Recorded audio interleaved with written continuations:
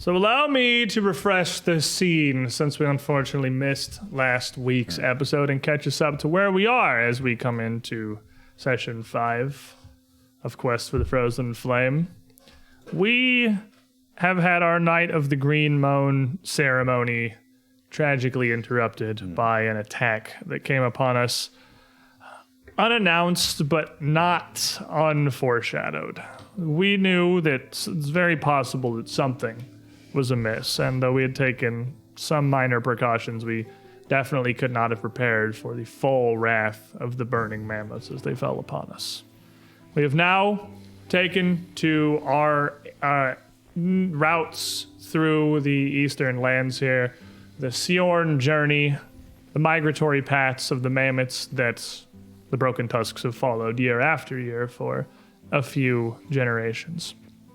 But our goal and our motivation this year is a little different. Rather than simply following in the tracks of the mammoths as they travail the countryside, we are in pursuit of an ancient site called Red Cat Cave, where Grumbach, Groundbreaker, a spirit loyal to the following, was once bound to protect a relic known only as the Primordial Flame, an artifact handed down by Sister Cinder herself to the Broken Tusks many, many generations ago. So far that story has passed into tale, has passed into myth by now.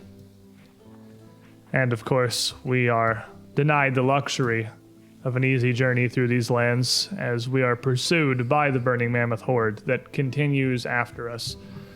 We've had some more skirmishes since the Night of the Green Moon with some of their forward parties, some of their forward scouts, smaller packs that can move much more quickly with more alacrity than the full horde, but we must continue moving east as the red glow of hundreds, if not thousands, of torches on the horizon proceeds unabating.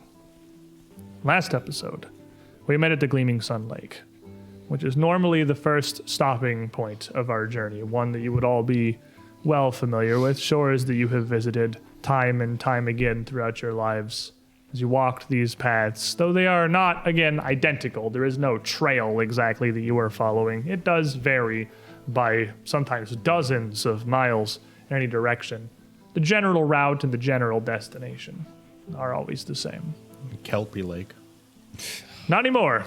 Very briefly, Kelpie Lake. It's never been a problem before, and now hopefully it never will be again on account of we killed it. Finally. Don't believe that. His kids are waiting for him to come home. No, he's As long as they're home. waiting back in the first world. I don't know if that's how fate works. He's home right now. Like, Yeah. that's true. Worst case scenario, you send him home to his kids. He's a fae. If they die in the material plane, they just yeet back to the first world, I'm pretty sure. Yeah, his kids would be really happy. It's like, man, you went out for deal milk with like that. 3 His dad just got centuries home ago. from work early. Like, He went out for milk 3 centuries ago, and yeah, he showed up again finally. I kind of feel like in the still first didn't have any world, milk. they still use VHS tapes. I have the whims of the first world are unparsable at best. They would put a CD in a VHS and it would just work. Yeah, that's true. That'd be awesome. Because they think it Because does. they think it does. It just works. It just does. Makes sense. As we secured the shores of the lake, fought back this Kelpie that had taken up residence in the shallows nearby. With our reconnaissance of the area, it seems to be clear enough for the rest of the following to move in. And as they have night after night, we leave early as the sun rises, departing before our following as they pack and ready for the journey, and clearing the path and the destination for a campsite. They rejoin us as the sun falls. We begin today there, as much of your camp has been unloaded. Your tents are being erected, your herds corralled near the shores to drink. And that really is the closest thing to a problem with the water supply you have is the animals. But outside of these main rivers and lakes that are marked on the map, there are still other smaller creeks, smaller lakes and ponds that they can drink from that are mostly fine. But they're certainly happy to have a large shoreline they can all line up with and drink their fill and be happy. As the camp is organized and prepared, this Kelpie disposed of, no longer an issue for the group of you. Harik would come to find all of you really gathering your party of scouts together who have been leading the way for the Broken Tusks for a brief meeting back in out near the Otter House tent. Her face is back to what it once was. Her mood after Grandfather Sven's passing, which could be perhaps described as murderous, having abated a decent amount. But it's not what it was. You've all grown up with her. You've seen her enough to know that this, though it looks warm enough, is not the outward joy that Harik has displayed most of her life. Her and Grandfather Sven both rarely seen without a smile on their faces. But I simply wanted to talk with a group of you before we continued on from here. Yeah. You have done well. You have made myself proud. You have made our house proud. You have made Grandfather Sven proud as his soul watches down from the sun itself. And trust, I know that Urgula smiles at your achievements.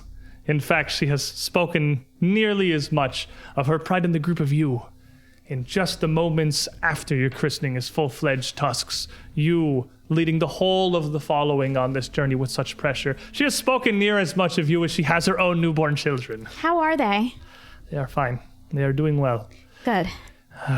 Sven and Sitka are an energetic pair. Sven, that's appropriate. Yeah, it makes sense.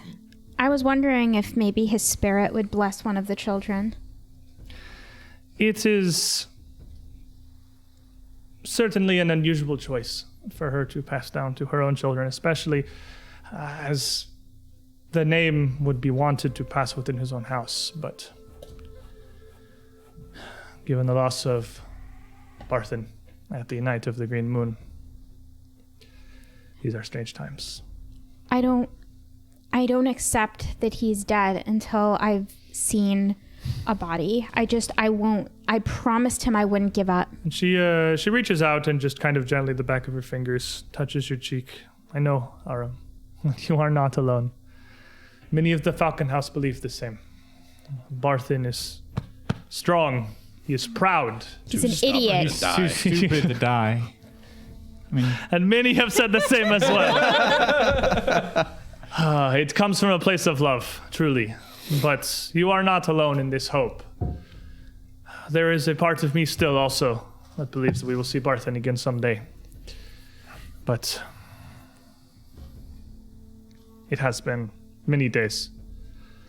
The mammoths that trail behind us have no difficulty following in our path, seeing us on the horizon. We are not near the size of their following, but we are visible. As we march, our lines are mammoths silhouetted against the peaks of the east. But Surely Barthen will be able to see us as well. Harik, you didn't tell us what about the third baby? She is fine. She is named for the sparkle of her eye, and that has not faded one bit.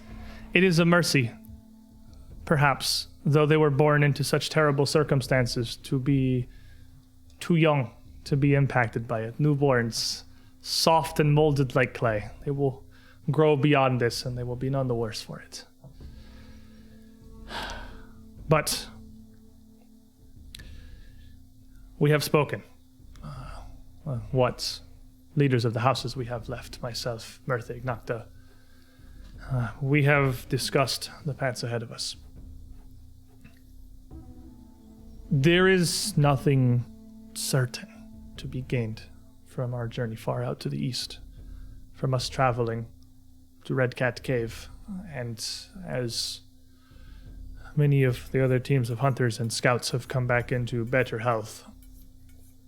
Some have mentioned that it is odd that the newest among us continue to lead. But for whatever reason, the final wisdom that we received from Grandfather Sven as he passed was for you to lead us to the Primordial Flame's place of rest, to Grumbach, where he once held vigil. and we have decided it is wise to respect his wishes.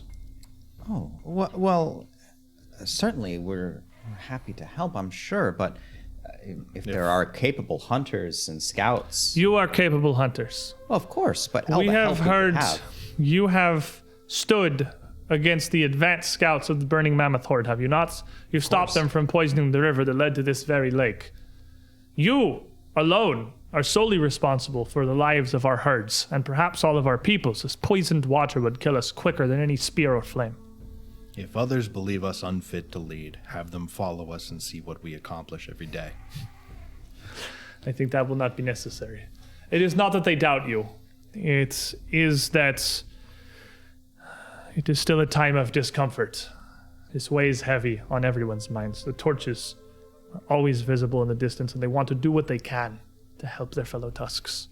They want to aid as they are trained. They feel helpless following behind, bringing in small game and food, keeping the following itself safe from small threats we pass, but we cannot fight this horde. It is a fool's errand. Well, We certainly could not. follow our traditional routes and loop back around and accept the end at their hands as they eventually close or cut us off. Harik, Well, I'm sorry, Hanwi. I didn't mean to interrupt. no, it's fine. I just...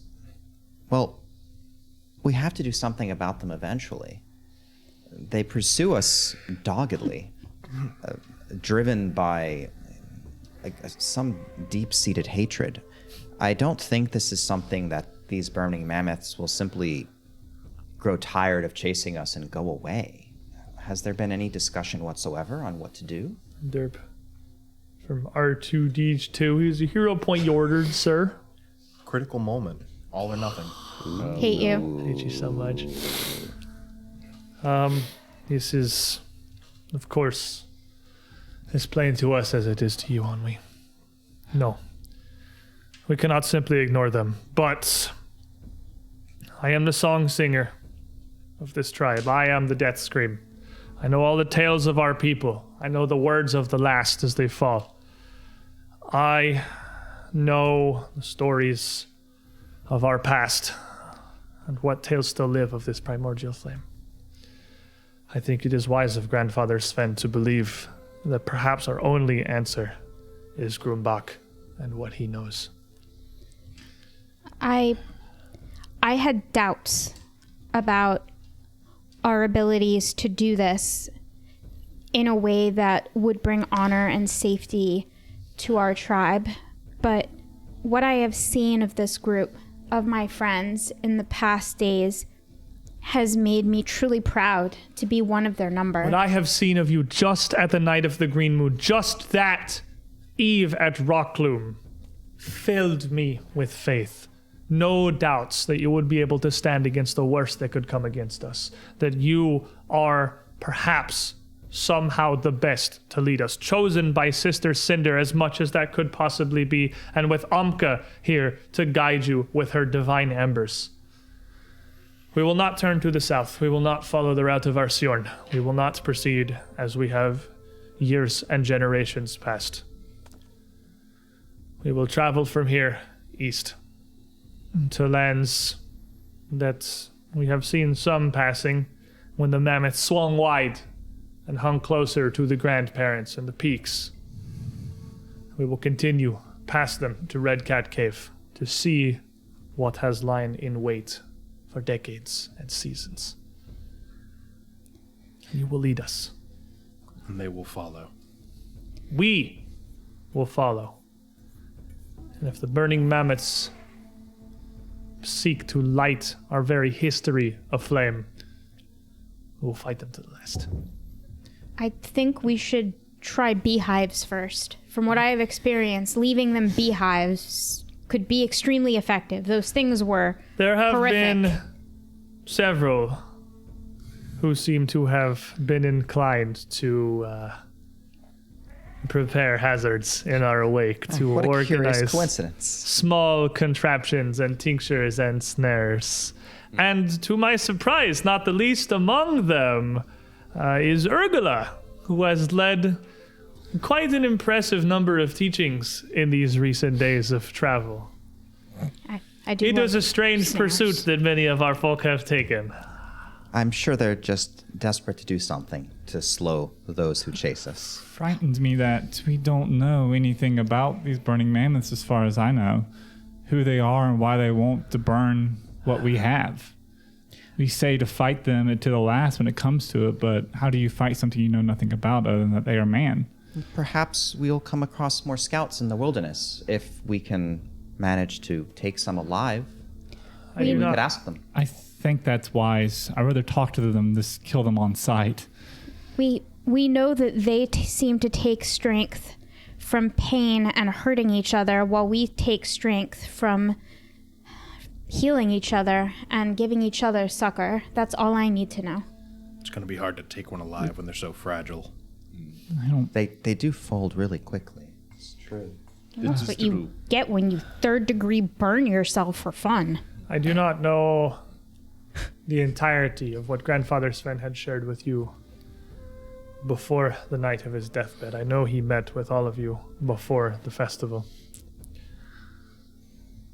And I assume you are aware that their banner was once ours, Of course. He long ago, explained, before yes. even my time.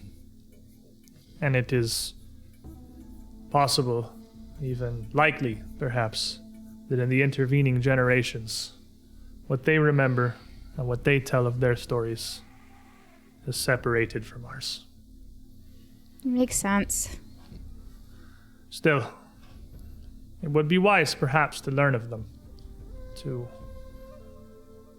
speak as you can with them as a captive or as a defeated foe, to learn of what drives them, to learn of what they believe, learn of why they pursue us with such fervor. Our tales tell of a parting, a disagreement, yes, but an amicable one. A split of the banner, as some wish to take the fight east, to raise spears against the demons, and some believe that our holy duty to protect the primordial flame. A duty which, admittedly, we failed. It may be the very relic itself that drives them.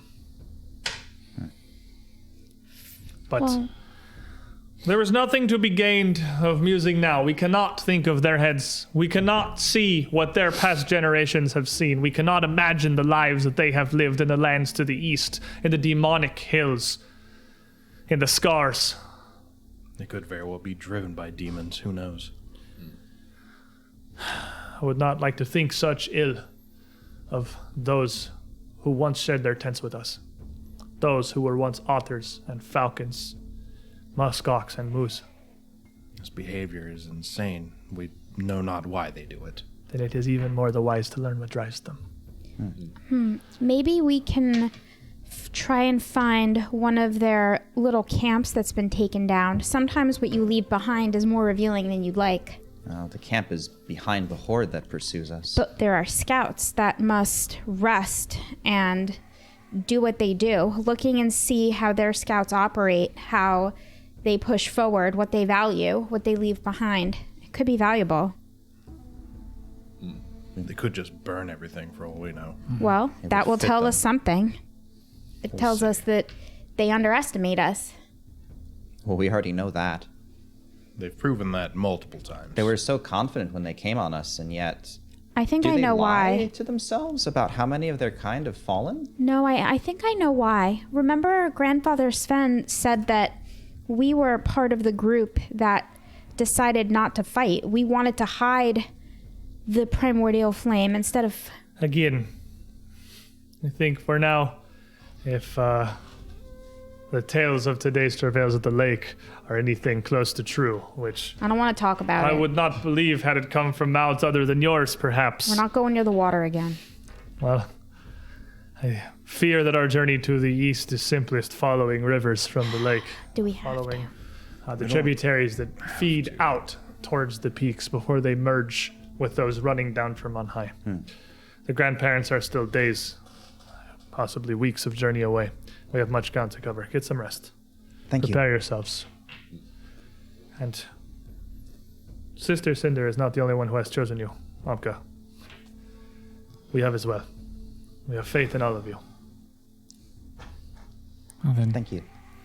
guess it means we need to do a better job. Don't dive in the water after the horse again, please. I still have teeth marks on my torso from it. promises. See? It's right here.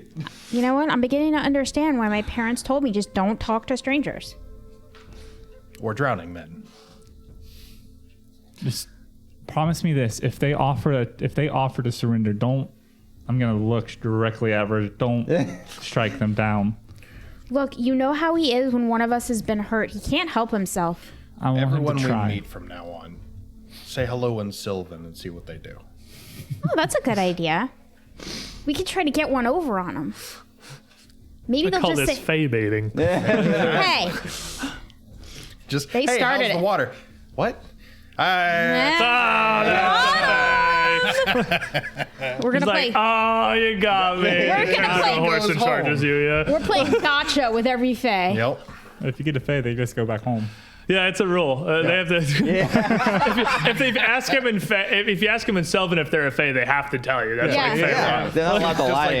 law. They have to tell you they're a fae. I swear to God, I'm getting that true name spell if I even get even close to it. Here's Sylvan fae says what? What? Oh!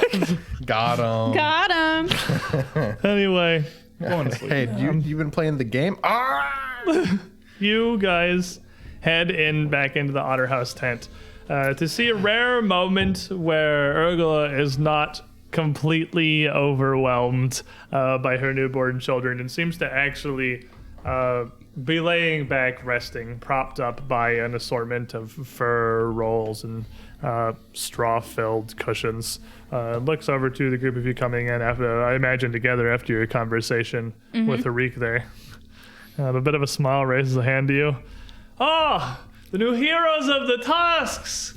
They have a moment for us common folk to remember where they came from. We came to see our favorite mother. How's Oh. motherhood treating you? Oh, it is exhausting. Rougher with them outside than on the This inside. is harder than hunting moose. Would you believe? I cannot believe how something so small can put up such furor. Harik says it is only because they are mine. And by extent hers. But They have very healthy lungs. Nocta has them for a moment. They have a cough. She is checking over, making sure they are okay. They're okay, right? I'm sure they are fine. Okay. They are mine, and by extent hers. So I don't think a small cough is going to bring back Harik's children, but Nocta is a strange warrior when it comes to these small ones. The littlest things she takes such small nitpicks about to make sure they are. They are. It's better safe than sorry. Something small can turn to something big. I mean, that's what happened to me.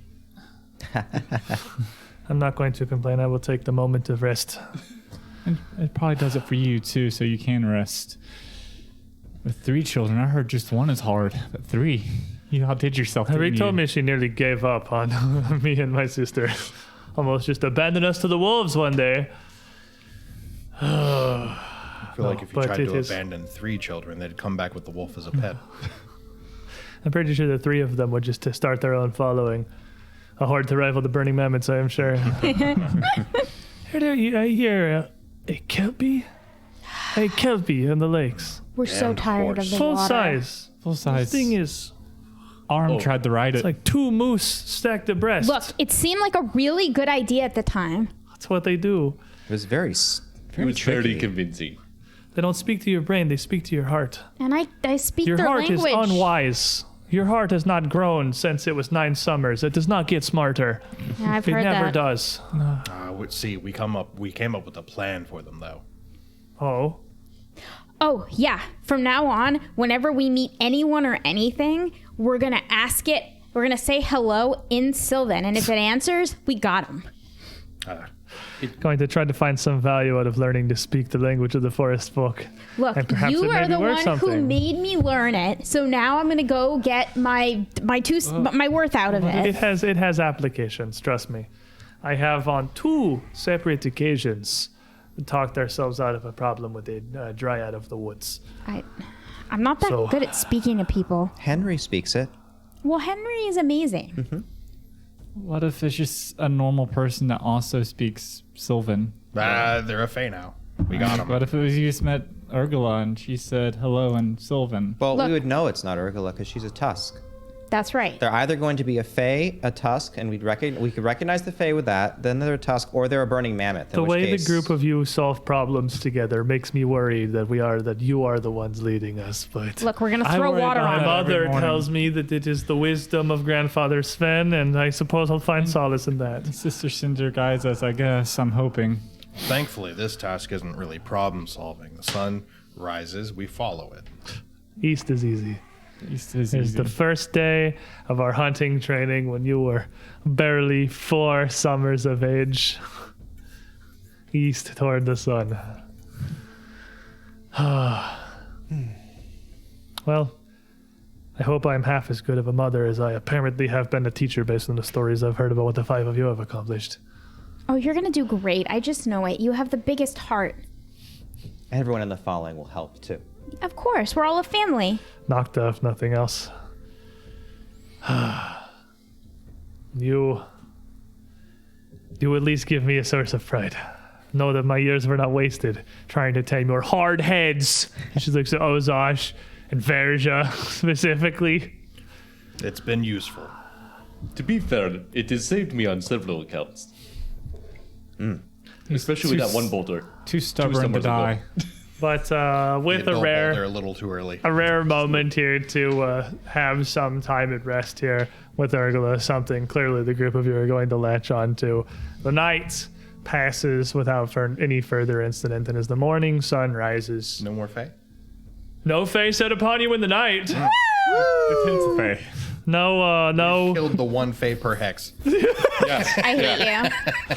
no horror. No, the Kelpie's family doesn't come seeking after it out from the first world to descend upon the camp. But at least if they were to arrive, you have Mammoth Lords with you now, and well, the 5 of you may struggle with the Fae. You are fairly confident that, like Harik or Murtig, or honestly, probably even Nocta alone, or with their companion Mammoth, would probably be fine They against could just blame the Burning Men. several Look. of them. They'd go get the Kelpie, and the Kelpie would come back to the whole following. Kelpie It's, would- I got a horse. Kelpie's like, I'm a horse. I'm a horse. I'm a horse. Horse. I'm a horse. My father was Nocta, a if horse. nothing else, you are sure would be walking the Kelpie back out from the shore to apologize to the following as a whole for delaying the group of you. But that following morning, as the camp is broke down and the group of you are ready to head out to begin charting your course for the day, we're brought once more to the journey. Traveling around here from the western reaches, either the north or the south bank of the lake would cause no real difficulty, and you could move into either of those 2 adjoining hexes with a normal day's journey. But you are sort of diverging from your traditional path of the Siorn. Normally, you see the grandparents in the distance and use them as a mark as you sail, sometimes due south from here, sometimes east, and then winding around, following the mammoths as they trek hugging closer towards the eastern reaches and the great peaks. But going out true east from here is definitely the path less traveled. Knowing that it's not unwise, if you feel you have the distance, to reconnoiter hexes before the camp approaches, especially if they are hexes somewhat enshrouded by woods or hills. Plains are a bit easier to scout easily as you travel, as you can generally see much of what you're traversing for a wide area. I believe our planned route is to avoid hills and trees entirely and take that clear pathway to the northeast. Yeah, head out a little northeast and basically just follow the river and Following head the straight river the ways. northeast, and then Yeah. we actually have a pass here between this hill and these forests that makes for easy travel. A Yep. little bit of safety. And gives us some cover. So a day's journey moving you up would see the Burning Mammoth horde far in the distance starting to move around the southern band of these hills you had passed through. You had moved through these hills for an express purpose, that being to slow down the horde, and now as they are all but forced to navigate around and through the southern areas here, it's one of the first times you see them kind of moving tangent almost to your own paths, not actually following directly after, giving you some surely well appreciated breathing space. The northern of these tributaries here, I guess it's not a tributary if it flows up out of the lake. I think it has to flow into it to be a tributary. Yes. So is this downstream? The eastern is downstream. Interesting. The Gleaming Sun Lake is a large pool as the river flows in from the west and then splits into these two. I don't know what the opposite of a tributary is. It's because I'm just going to say rivers. It's a river. River. Out the- Yeah, river sounds good. Out the eastern side, one into the River, dense woods river, of the south where it river, winds around, tributary. being fed by many more downflows from the peaks as it heads south. That's typically much of your Storm route. Your yearly travel is on that southern river. This northern one, again, the path a little bit less traveled, where it has eroded a sizable path down to the ground. This one carving out a bit of a canyon. Much of the source of the big hills further up here to the north. As you can see, it winds back and forth on itself. Surely a few generations from collapsing those tight pins into into straighter paths and leaving yet more canyons and dales in its wake. And by far the larger of the two. The day of travel around the shores of the lake is relatively comfortable. You're close to clean, fresh water. There's one side of you that is just open, glassy mirrors, and one side that is clear plains.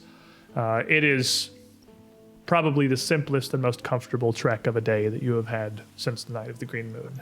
And at the night, the following rejoins you and camps without incident. Following again, it sounds like you are proceeding further up the river then Yep. as you move around this and kind of hook through this little pass as the Burning Mammoth Horde moves in, still continuing their route around the south, but now at least a bit matching your pace for the time being. You would be following this river as it cuts deeper and wider. The banks of this, not the easy access shallows and gentle slopes of much of the feeding tributaries out to the west, but cutting down much sharper. In many places, the shores of the river being multiple feet up above the surface of the water itself before they cut very sheer stone down into the tumbling white foam as this rolls a bit more aggressively, cutting more of intersecting rapids and tumbles than they are the clean and simple tributaries you'd passed before. But along your day's journey, sometime fairly early in the afternoon, you would see that you are not the only ones following alongside the river. First, you would see a large square barge, which looks like it has been abandoned. And as the river's current has simply brought it into the southern bank of this river. It's fairly flat, propped up on two wide pontoons. These are not unheard of. Your following, of course, has no real use for them. But there are other people in these lands. It is not just you guys. There lot are of land. other followings. There are other smaller groups of traveling traders or even merchants that use some of these to navigate around. But you've never seen one unattended. How dare they barge in on us like this? Hey, speak to it in Sylvan, see if it's a fae. The boat? You never know. I'll It's a take a look at it. Does it look like it's staying where it is, or it's kind of floating free? What are you all doing as you approach this barge here? Examining the barge. Seeking. I think he was asking for an Eyeballs. action. Yeah, look for Eyeballs. I mean, yeah, you can go examining the barge. You can seeking as well. You're just kind of looking for something. I'm good. Seeking. Everyone's just Recalling knowledge. peeping. You're thinking, and Ozash is, I'm sure. I don't trust this, so a I'm mimic. immediately scouting. Boat mimic. I don't like things made of wood. Make me, and this is just general knowledge, so you can go ahead and roll it, Nick. Ooh. Make me you're going to love what it is, a society check. Hee.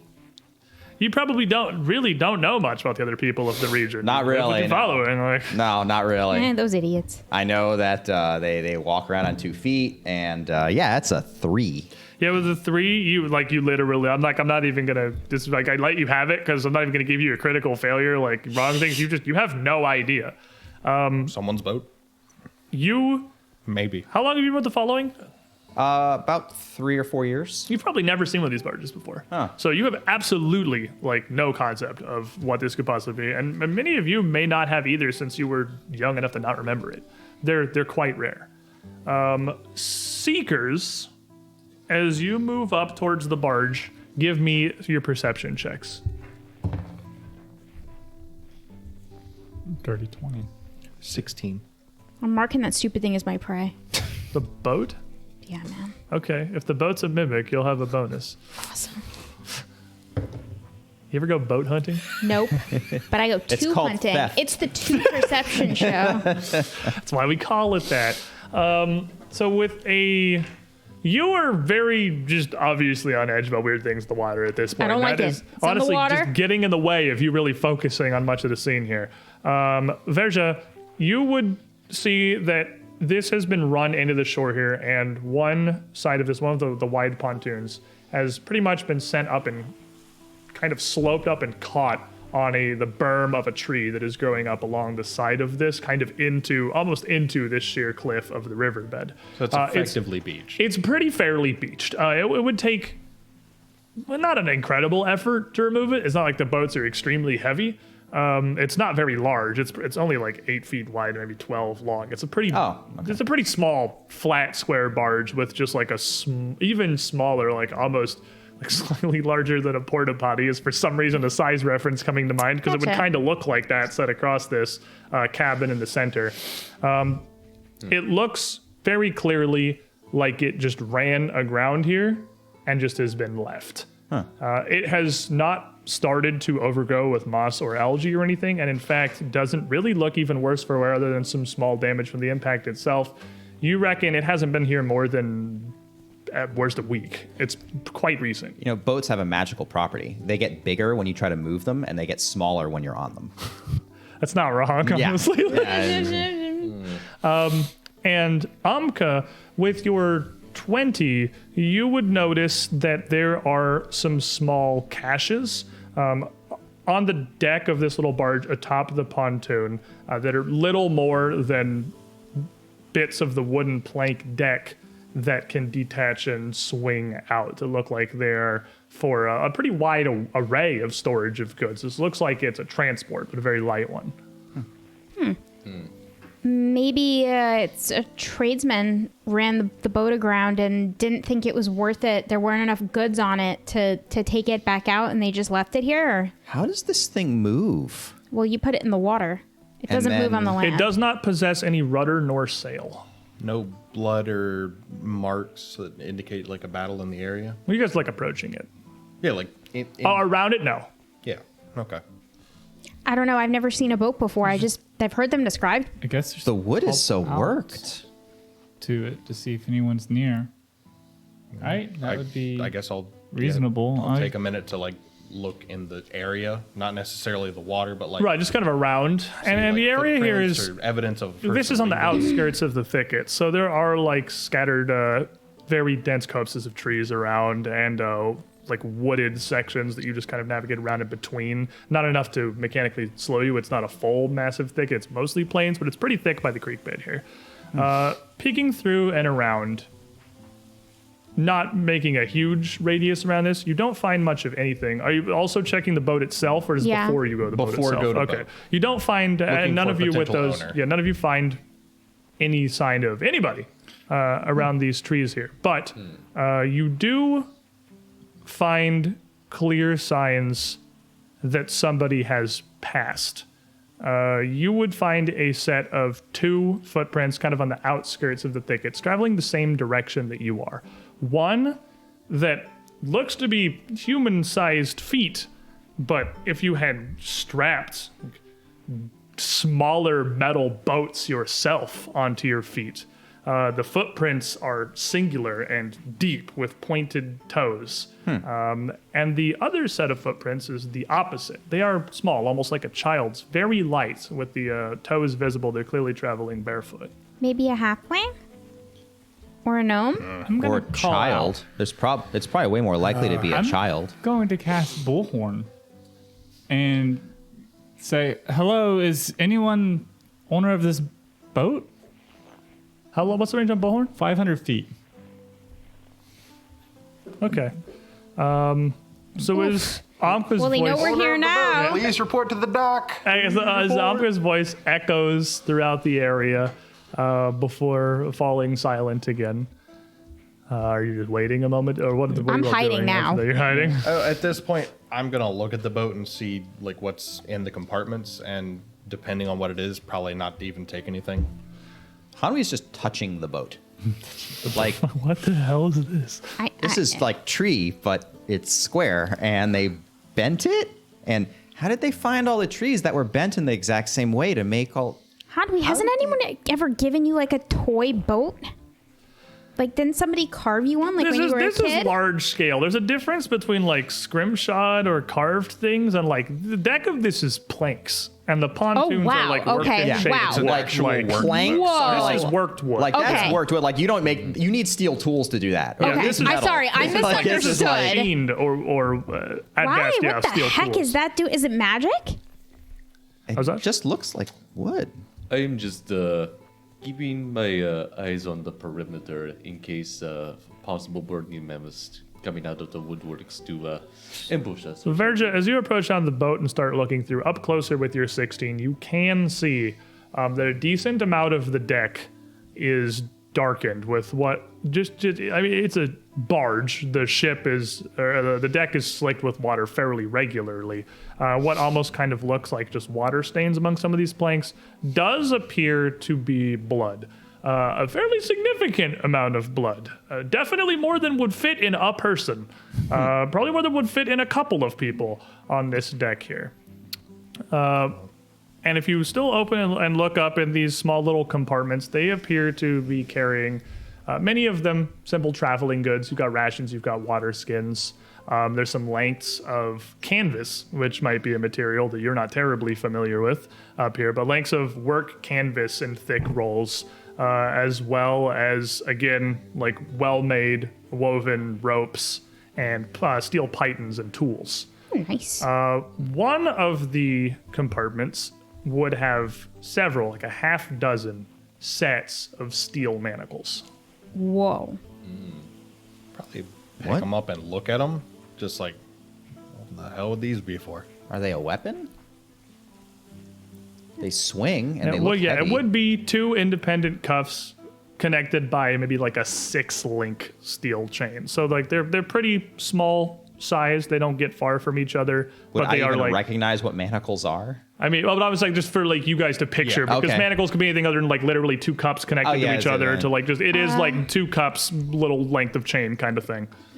Do they look like trap? Maybe they're traps? Do they have like a spring on them anywhere?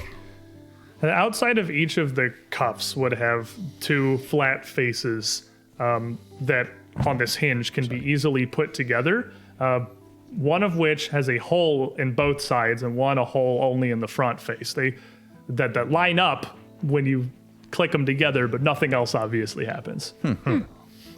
Well, I mean, it's, following's gonna be by. Let's leave this here. So Follow much those metal. footprints. It'll be useful. yeah. Well, let's find these people. And after about that time, you would hear a voice from further up where you would have been traveling kind of call out. Very kind of heavily accented. What would be very heavily accented to you guys, at the very least, up in the realm of the Mammoth Lords. Hello? Apologies about the boat. Whoever was calling. Can we see them? And they would be very visible. They're not hiding in the trees or anything. You would see a man approaching a decent distance out from the thicket at the shoreline here, clearly making an effort to be visible. What he's wearing was possibly unlike what anything any of you guys have seen. Massive, rounded steel pauldrons, continuing down to heavy metal gauntlets. He has a bit of a lighter plated breastplate with a blue, green, and gold tabard slung over the front of it. This metal continues down to these massive steel greaves on his feet that match the footprints that you would have seen. And he has a weapon on one hip that you've only really seen anything like with Aram's family sword. Across his front, two what look like just smaller little swords based on their handles, and a strange wooden machine slung across his back, almost like a cross with its arms bent and a string lashed between them. Are you a fae? I ask in Sylvan.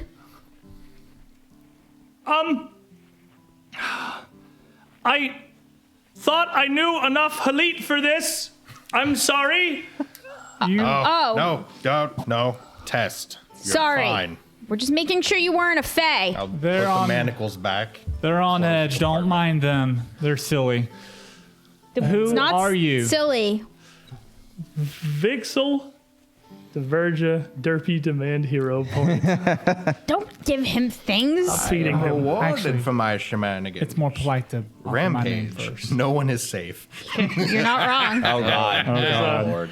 He just continues approaching. I assume the group of you. Are you still hiding? Or you were making an effort to Yeah, I'm making an effort to The hide. rest of you all visible enough? I am. Yeah, I literally Are just you opened. coming back on the boat or are you still down there? Because you said you were putting the stuff back I in the just thing put the and it stuff come back back, up. close the containers, and I'm not attempting to hide. Okay, but you're on the boat kind of, so we can see if you got closer. The other three of you are all. I'm making sure that I'm like Pretty near the visible. front. That I still have my axe and shield out, but I'm not exactly posing a threat. I'm at As he least gets a trying little to- closer, you can see that it is a fairly pale-skinned man with some kind of brownish red, almost curly hair, medium length, just back across, almost unkempt, but looking fine enough, as if it were styled anyway.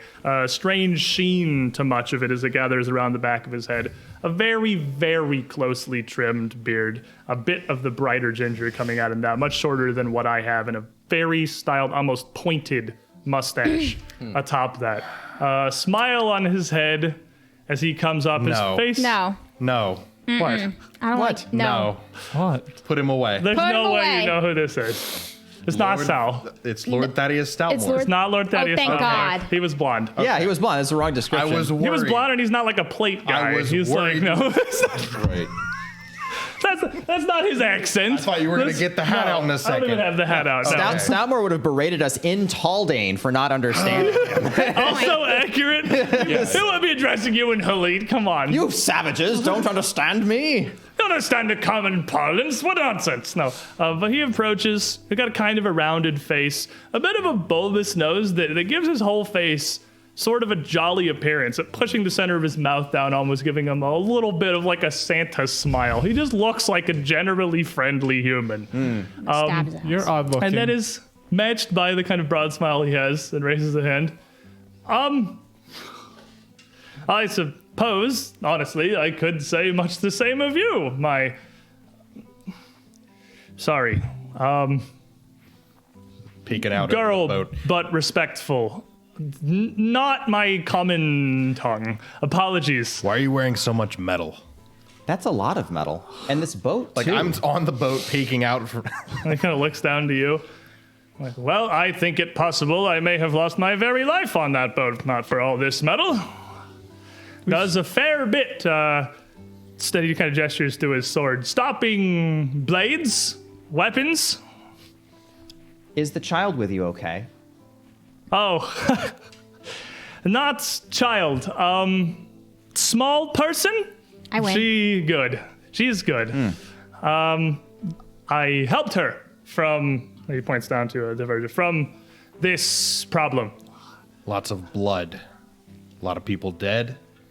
And he turns to Amka and kneels down, extending one leg and kneeling down on one knee, putting his forearm across his knee as he bows his head. And what looks like a very practiced and precise, not terribly comfortable. He's not kneeling because he wants to stop standing. This is clearly a gesture of some kind. Stalwart. Pericles Stalwart. I'm going to copy him. Ampka-un. Yes. And as he stands back up and kind of smiles all to the rest of you here. Hanwi. Ozash. Well, it's a fine pleasure, all of you. Kind of down to the boat. This didn't get terribly far. Is this a problem? Sorry, it wasn't mine. It was, people sellers? They were people who sold things? People who sold people. Oh. Oh, Oh, Right. Not good. Bad sort. Gonna pat his sword. Gone now. oh. Well, then you weren't on the boat. No, I was not on the boat. How did you get here? I walked. Out loud laugh at that. I suppose. Boat.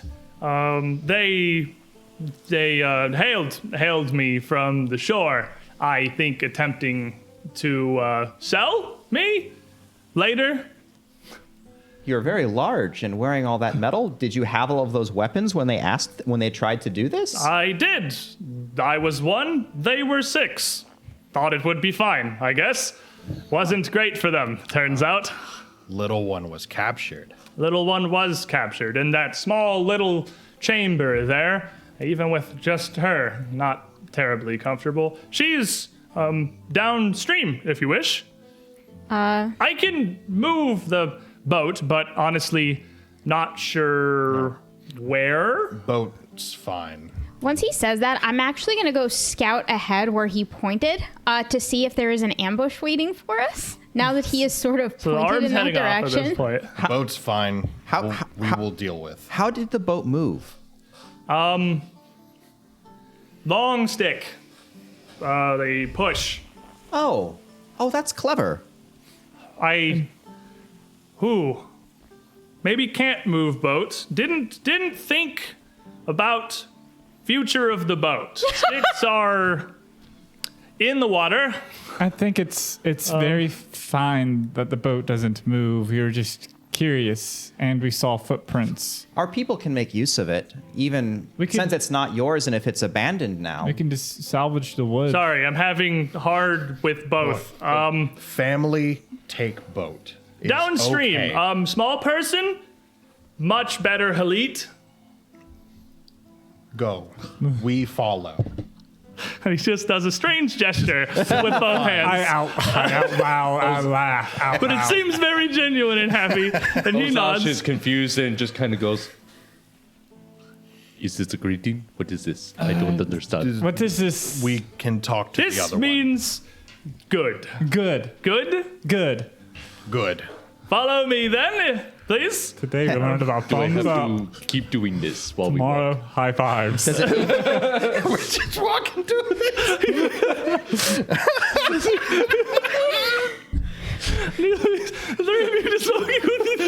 It makes my fingers hurt for a long time, but Arum, it's a gesture that just makes Arum me is smile. so The longer happy. we do it, the more Arum's polite gone. we are. Arum up ahead. You missed the thumbs up conversation. Is going to have a very strange meeting here in a couple of minutes. You got a bit of a headway out past the party and made your way up to a place where this cliffside sort of kicks down to a space of a bit of a shallower rest at the riverside here, where you can see what looks to be a I don't know if a campsite is the correct word because there's no tents erected. It is, again, early in the afternoon. But what clearly was a campsite, you can still see a circle of stones with black charcoal between them. You can see what looks like a fairly heavy pack, a rolled up sheet of strange greenish leathery material laid next to it, and another larger one that looks to be lined with a very white, puffy fur. And a woman sitting next to it, a halfling woman, wearing something perhaps somehow even more outlandish than that guy. As near head to toe, her gown is garishly bright. Vibrant pinks and greens and blues, all kind of meshing and weaving together in a very, again, just vibrant is the word, visibly, massively colorful pattern across her back and down these long sleeves to her hands. She has a much smaller pack that's laying down next to the campfire. It's clearly, visibly must be hers by the size, probably a safe assumption. And she is sitting next to what look like a pair of long wood and steel sticks that are propped into the riverbank, each just kind of extended outwards with some kind of a twine headed up to a reel at the base of them. And she's sitting looking she's through a fishing. small booklet. of some denomination in her hands. Definitely does not notice you watching her from the bushes nearby. Being a creeper. What you reading? Oh. I understand that you speak Harik a little bit better than your friend. Halit, a little bit better than your friend. Yes, I'd like to hope I've studied it long enough. Sorry. It's okay. You're not one of the Delasi, are you? No. I apologize for sneaking up on you. We are scouts for a group of locals, and I wanted to make sure that your friend was telling the truth. Well, if that's Pericles, then were you the ones who called out with that booming voice? Magic, I assume? Yeah. And she does seem to be perfectly fluent in Halit. Like, she speaks it almost natively. Aram. It's nice to meet you. Harbina Farwander. Harbina, if you don't mind me saying so, that clothing is very poorly suited to this area. Would you like something different? It's heavier than it looks. And besides, I don't get cold terribly easily. No, I mean, it's just very, very bright. And it's probably a bad move if you want to, like, not necessarily get jumped. Well, if I'm not terribly well trained at sneaking about to the bushes and all, I avoid and notice this is not really a great sense of mine. And besides, I run ins with the Delasi notwithstanding. I don't know who that is. Wow. Hold on one moment. And she kind of like shuffles on her knees over to her pack. Wow, and you have opens up, and books? it looks like it has like very little food in it. It is a lot of books and journals in her small little pack That's here. amazing. How did you find so much paper? It's a very different place where I'm from. We've a lot of things you don't, and you've a lot of things we don't. We have trees. You've That's got how you make paper. trees, but you don't have paper presses. And What is that magic? It's, I imagine, going to be close enough to it trying to explain it. It's just simply a big metal machine. You feed wood in, paper comes out. It does it real fast. It takes a lot of metal to make, though, and it takes a lot of metal to make that metal and to shape it as it is. It's a machine, a contraption that runs almost like magic. Dial tone. Can it make food? That would be really useful. Well, we have different machines for those things. You have a machine that makes food? Quite a few of them, actually. Whoa! Food out. And as she pulls out just a small thing, it's less a book and more just a couple of small bits of paper, loosely leather bound with some twine. This treatise. Dang it. I couldn't remember if this was in. Well, I couldn't remember if this was in your tongue or Taldane. Can you read Taldane? You know Taldane? No. What's that? What's a Taldane? The language. I This can one I got from speak Elvish. You speak Elvish? Indeed. Well, I don't have anything about the Delasian, though. I don't think much of what I have is. It's mostly Taldane and Varisian, but a couple of the things about your people's lands, I assume, up here are in Halit, if you're interested. Do you know text? I can read. My grandfather taught me. Must have been a good man. He was. And about this point, you would see on the horizon this strange metal man and three of your friends I'll following wave. him doing this. Has he cast us? What? It means good. It means good. I think all three of Good. them are doing good. Oh. Well, he wasn't lying. Sorry, I no. found the halfling. I don't mean to laugh. It's funny. It's a funny sight. Is all it is. Oh. Yeah, my friends are idiots. And Pericles kind of steps up and then puts an arm across his chest, bows at the waist, and smiles down to Farwander here. Vexus Laman Cleon Vosting. And she's like, Viridia, awesome, Pericles. Yes, I can serve as a go-between. He is well taught in your tongue in Halit, as it's known abroad. But most of it's, well, it kind of gestures down, studying books, learning runes, practicing in school. Not so much practical fluency in the field, unfortunately. Well, I mean, honestly, I don't speak your language, so it would be rude to expect that you would speak mine. You better You can- not make the pun that I think you're gonna make.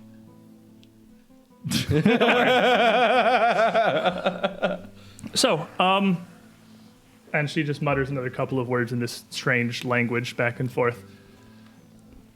He would like to invite you to sit with us, if you wish. He's not got a ton of food to spare. He didn't really bring enough kit for 2 people. He wasn't, and he's been fishing to try and make up the difference with me. We can. We have plenty of food. Yeah, we can share. That's not a and we problem. can certainly bring in game. Yeah. And she turns back around a little bit more. He doesn't want to impose, so No. we're good well enough.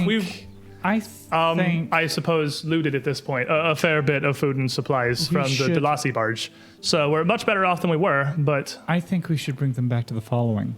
Yeah. Why Make don't sure you they're join okay. us? Have Nocta look over them. Well, do you have plans? If you were trapped on that boat and, well, your friend walked here from Sister Cinder knows where, are you lost? no, it's a funny story, I suppose. Pericles and I are both out here for, I suppose, similar non-reasons. He's, well, as far as I can tell, just up here in Veros Doctocles. And he just sort of looks back down. Non Vassalo Domliclarum Voxicles. She just looks back. He's, let's just call him an adventurer, I suppose. Is he a wandering god? Like one of those that like you meet Metal. and he And he leans down. Dorminus nominee? Dorminus nominee. He just busts out laughing. He thought he misunderstood. No, he is no god. He is certainly a good man, and I owe him my life. If not more, I don't know. But he has so many of their thunderbolts. I only have one myself. It's certainly peculiar to see work steel in these lands. There's not much of it from the, well, folk who live their lives here. Indeed. This is a relic. It was pulled out of an ancient rock by one of my ancestors. It is a thunderbolt thrown directly down from one of the gods to serve us. It may very well be. Many things have much grander stories than their appearance would belie. But what he has simply are a couple of fine daggers and a family sword. Oh, mine's a family sword too. His has a bit of, well, as he would tell it, I suppose, an equally storied history, but much further away and involving a bit less thunder and perhaps a bit more fire. Oh, a different god then. Sword could doesn't say. happen to have a bunch of jewels on the hilt. As you look over to his sword, and he knows sword, clearly, because he kind of points at it, looks over the group of you, and takes a step back, raises a hand, and I'm not Yeah, like- killing you with this gesture. Right. And does draw the hilt back a little bit with this shine of metal as it comes out. And around the hilt, you would see 5 differently colored gems. I hate you. Yeah, that's a really each- nice sword you got Each there. set just above the crossguard and the base of the blade. Them seeming to share very little in size or shape. Almost a random assortment in what is such an otherwise finely crafted blade. Hey, you want to see how broken one of the best relics from first edition would be in 2E? Please? Can I touch it? And he slowly pulls it the rest of the way out, and with his gauntleted hand on the blade and another on the handle, just sort of gently extends it out to you. Careful. It's touchy. Maybe not hold, but touch, okay. I'll touch it. I'm definitely gonna touch the hilt. I mean, you can touch the hilt, and you can touch the gems even, but he just kind of like takes a little bit of a grip, a little bit of a better grip of the handle as you do. I know how to use one. Not like this. Aram, it's Maybe. his family sword. I know, but it's another. I've never seen another one. I know, but he's clearly very attached to it. I think he thinks I'm gonna take it, and I'm not. No, I'm not worried about taking. I'm worried about, Boom? Oh, then maybe Arm shouldn't touch You it. don't know how to use it? The girl, If I may. Farwander speaks up. You want to detect magic? He's sort of like, ooh, that's probably fine. What's your arcana? My arcana, it is +5. So this has a ridiculously powerful aura emanating from both the blade and the 5 more independent signatures from the gemstones set into the blade themselves that are You literally see definitely far beyond anything you could begin to unweave. Like not within seconds of Ozash doing his little snap, and you see just his eyes widening very quickly, and he just looks at you, gently places a hand on your shoulder, and goes, "I would proceed to do what he says, and do not mess with the sword's feather." This man's holding a nuke. Oh. Either way, Well, regardless of his family's sword. Well, thank you for letting me touch it. It's beautiful. Yes, welcome. And So Ozash is like shies it back completely in. paranoid and just staring at the sword awkwardly the And the entire girl time because speaks he up. is intimidated by it. if half the stories that he's told of that thing are true, then it is a fearsome implement to behold, for certain. So it was given to him by the gods. It might as well be. It certainly believes it's possible. No, but myself, I found a map, actually. Oh. And she's over by her satchel. She pulls out a small rolled up paper map drawn about with a kind of thick black, almost strip of felt, tying it closed. I found this from a trader back in Varisia. He'd come from far up in northern Avestan, and it was interesting. Interesting enough that I thought I'd see what all it entailed. I suppose I've always had, my family name's very much a fitting one, I suppose. I just wanted to see what secrets it might hold. And she turns around to show the group of you. It is a map of the Gornok Plains. It is a map of the very region through which you now travail. It has Gleaming Sun Lake. It has the Gornok River, where you had your wrestling match with Barthen. It's got even a small sketch up in the corner of some of the standing stones of Rockloom itself. It is a map of near exactly the region depicted by our hex grid. I'm going to very pointedly gesture at the hilly area to our west and say the bad people there you should probably avoid. Yes, we're being pursued by an ancient enemy who wishes to hunt us Are down they and destroy an ancient us. enemy? Because we didn't know anything about them. Doesn't well- mean they're not. They haven't been I around don't for a think while. them as an enemy. Well, I think I've learned well enough about trying to, the sheer naivety of exploring these lands alone and all but unarmed.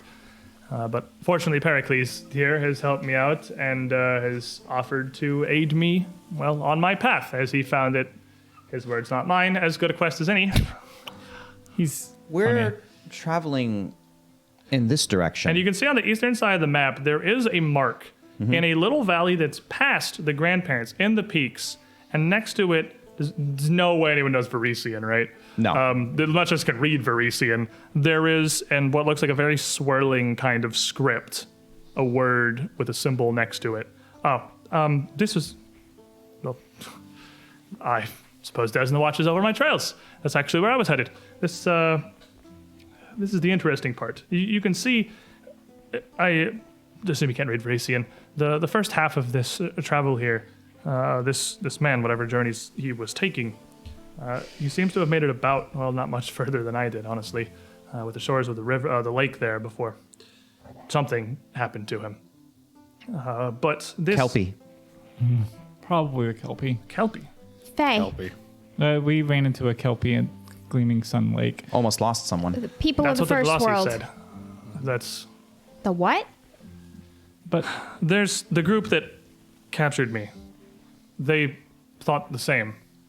This spiritualist, I believe this belonged to, they think he may have run afoul of the Kelpie of the lake. Apparently, had set up shop there some months ago. well, it's not a problem now. But that's why this gets interesting. Even still, in my captivity, I learned yet more. This map, it made its way back. It made its way back home. It came all the way back to Varesia, but none of the rest of him or his kid or his tales did. So it's only more interesting now than when I started this adventure, you see?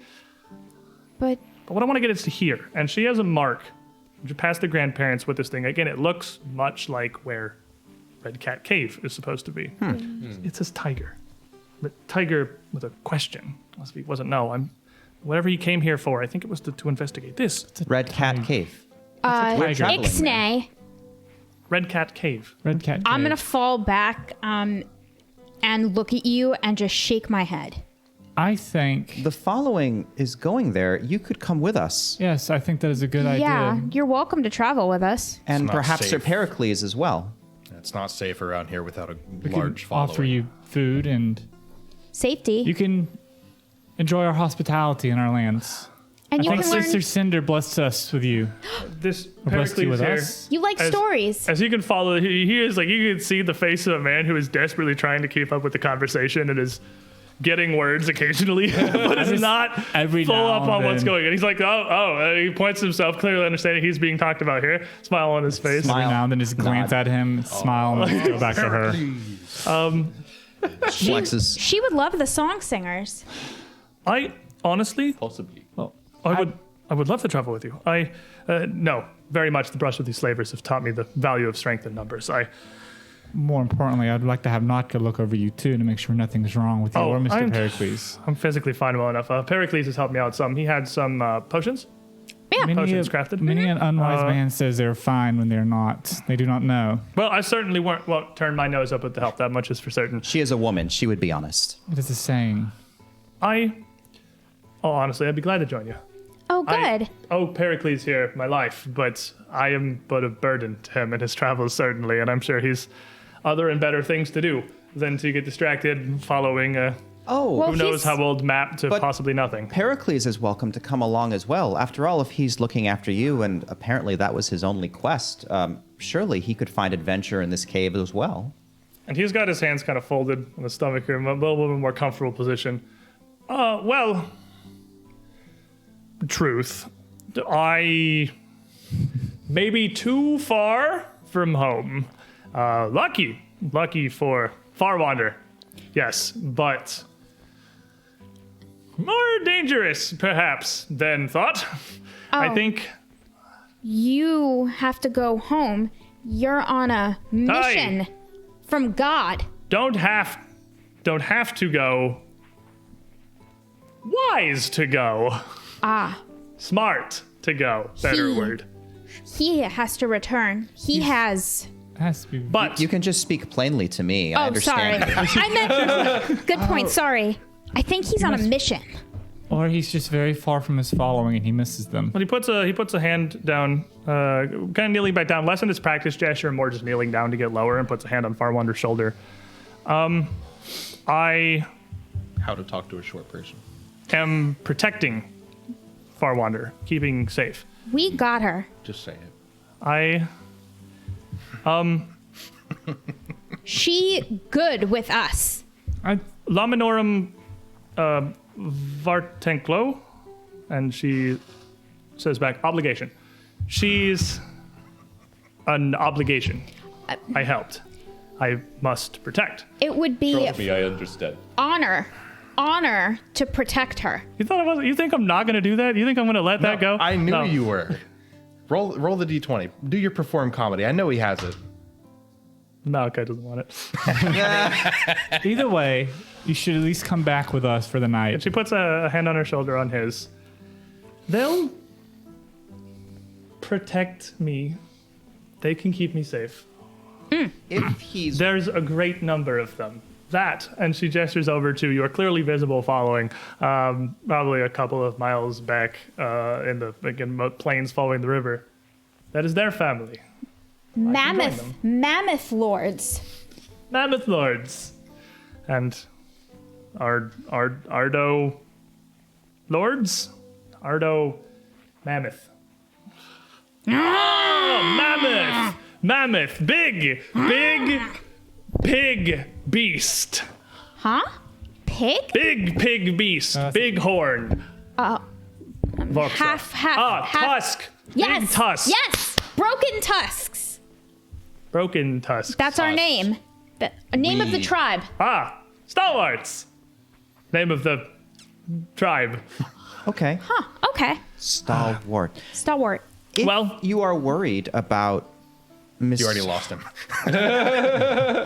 If you were worried about her, you could stay with us as well. But I understand if you need to go. But she's safe with us. Gift. And he undoes a bit of the leather, one of the belts that he has holding up some of No. these weapons, Hanwi is taken. and I am? undoes the dagger sheath that he has. Here. Wow. What is that? That's a mini sword. That's a As you dagger. pull it out, you It's a can baby sword. look at the bottom of handle, Hilt. and you can see that there is clearly a just faintly glimmering bluish rune set into the bottom of what looks like a bottom of a very well-made steel dagger with an incredibly fine edge. Why does he It's have so a light. Why does he have a halfling sword? She asks. It's a knife, Aram. It's a It's a knife. It's a dagger. a knife for fighting, I suppose. But why would you do that for such a short thing? Why would you spend so much money on it? It's fine. Stop bothering him. Oh, This I'm sorry, Hanwi. kelpie, it was in the lake. Did you find its lair? Yeah, we killed it. We killed I it, don't know yes. anything about the lair, Can I but see it? it is dead. Oh, If I think this it's dead. spiritualist, the man who wrote this map, if this kelpie was his end, kelpies, they nest. They have lairs, they have caves, they have caverns nearby. They hoard treasures. That if we could head back, it might be worth investigating. Oh, That could really? be useful. Do we have time to head? We would have to backtrack. That's the It's- issue. A couple days, probably. Well, a day. But could be worth it. you're maybe a couple. We wouldn't have to take the entire following. We Yeah. could simply send scouts back. Anyway, Pericles, It's like a little tiny lightning bolt. and smile on her face, she switches back to Taldane to quickly. This is beautiful. I know. It's perfect for you. I'll cherish it always. Hanwi, Congratulations, you're engaged. Hanwi, you don't What? What? you don't have to keep taking it in and out. You're supposed to just keep it in there so it stays sharp. Hanwei wants to look at it. Let Hanwei look at her gift. Just saying. Oh. I'll go sit down on a rock. So tell me, does Pericles also have some faint, like, golden tattoos around his eyes? Maybe a particular ring on his hand? Not his hands have got heavy gauntlets, and there's nothing you immediately see around his face. Pericles. Pericles. And you guys have kind of split, as if they have been talking while you have been talking here. Yes, Pericles. Pericles. Aram. Aram. Hanwi. Bad name. No, it's a good name. No, name is good. Bad at and he looks down. I think he's starting to say down he's to bad the at far wander. He's- remembering. Don't worry, I'm bad at names as well. He has difficulty with remembering them. But we've Pericles. Right. I like this. It's useful. Oh, we should teach it to the rest of the tribe. We should. The whole tribe just walking at you doing this. I'm gonna all stay safe. Yes. That magic, if knife hard, the magic separate, different, can be axe. There's a question mark towards Verja and your war pick on your back, or sword, or bow. I was about You to say, can- I have an axe and a You can shield. turn that can- thing into a bow? I can take the bottom off and put it on one of theirs. Wait, Ozash is going to take a look. You at the and dagger. Farwander just kind of nods. I can explain the process to them. It's a rune. It's Oh, why didn't he just say that? almost self-contained magic that enhances the weapon, but it can be bound to near anything. Remember? I know I've exactly heard what of you're such a talking thing. He found one of those things. The rune Yeah. thingy.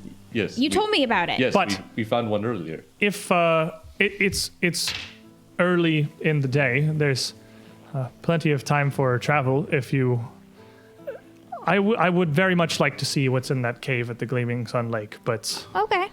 I understand. Obviously, you're, and she kind of puts a hand up, trying to like look.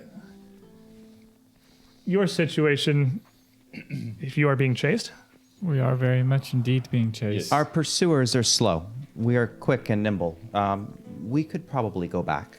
It would be worth it if Especially there if was there's something there. Something useful. Yes. We need all of the help we can get against the mammoths. Parmo, Pericles.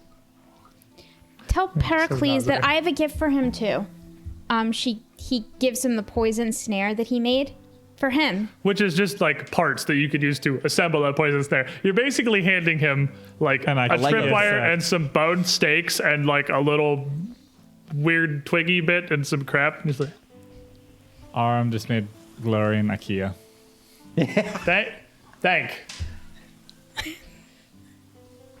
Look, exchange. I actually You worked really hard on that. I did. reach into my belt and pull out a little piece of malachite. Puts this gingerly puts the snare on the ground and reaches out Charm. and takes the stone. Oh, Sister Cinder protects you in your journeys. Sister Cinder. Cinder. Sister Cinder. Sister Cinder. Yes. God. God. God. The rising sun. And he looks down to looks at it, kind of like contemplative, and Farwander, Siren Ray. Oh, Sister Cinder. Sister yes. Cinder, yes. Son. Sun. Saren who? Siren Ray. Similar.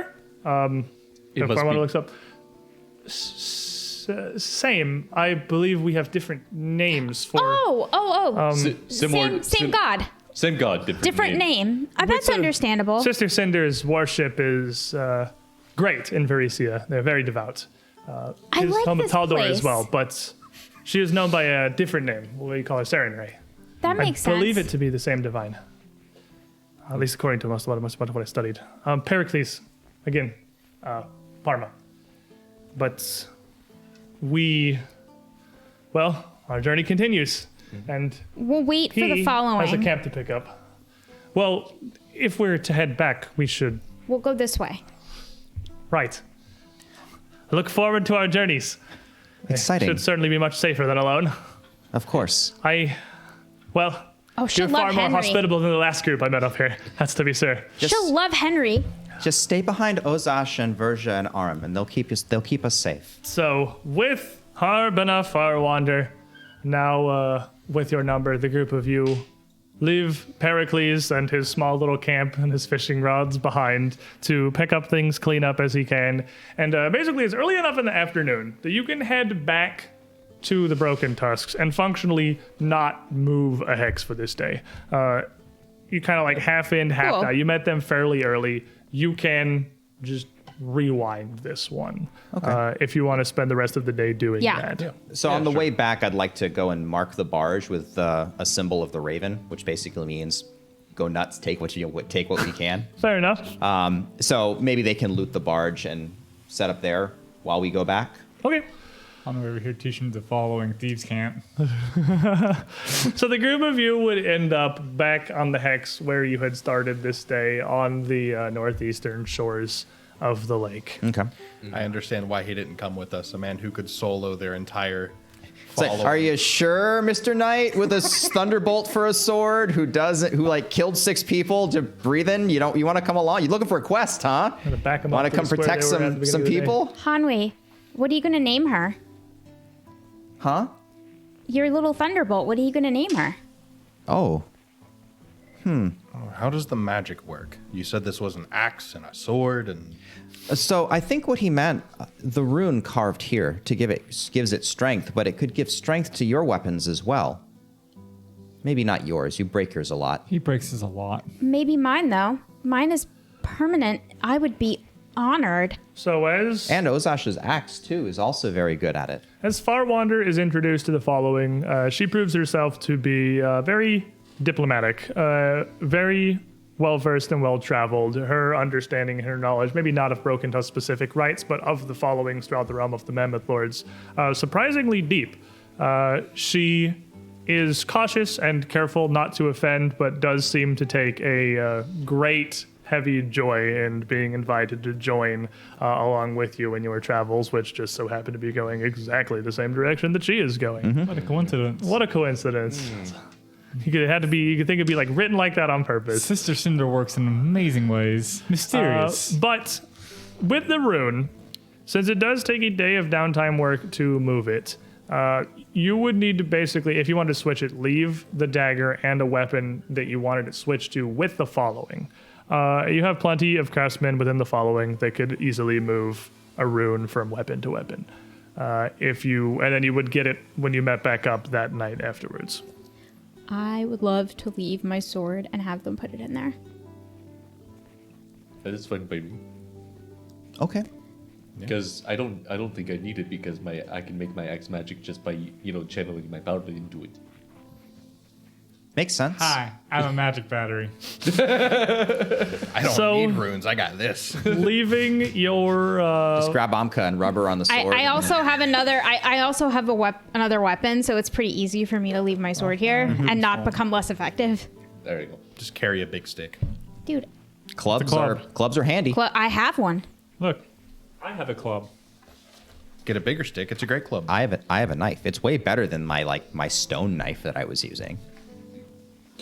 So you leave the sword behind with the following. Yeah. As you travel for the day, basically back to where you had encountered the Kelpie. The distance is far enough that the following moves slower than the scouts, but they're generally fairly close behind you. It is still going to take you a full extra day there and day back. But you will leave the following behind you for them to camp up and just rest, more or less, for another day. Which they just did while you reconnoitered the lake. So it's not like they're super hard pressed, but they will certainly appreciate And they can loot the boat. They can loot the boat. Get some weird Get some metal wood. things. And as the group of you move back down to the western shores of Gleaming Sun Lake here, the Burning Mammoths slowly begin their advance north into the rolling hills behind them. Is the whole following backing up or just us? That's just the party. I assume you can just leave. Oh, I Yeah, see. we're There's just gonna reason leave to the follow me. following. all right. For this particular adventure here. It's a vacation day for them. This is far and away It's their beach episode. the closest that we have come to the Horde since they set upon us at Rockloom. And even with a single day setting backwards onto the lakeshore, you can see them passing by the southern rivers where you had just been 3 or 4 days prior. Though their advance is slow, it is continuous, it is unceasing, and they are always closing ground.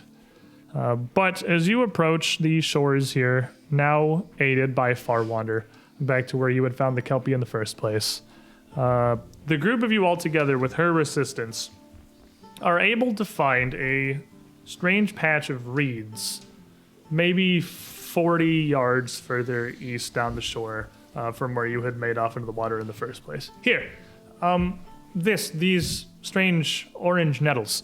They're one of the only things I had as a clue to the original origin of this map. These aren't a particularly common plant here, but the map and the condition that it was in a small pouch, and that pouch had several of these small needles amongst it.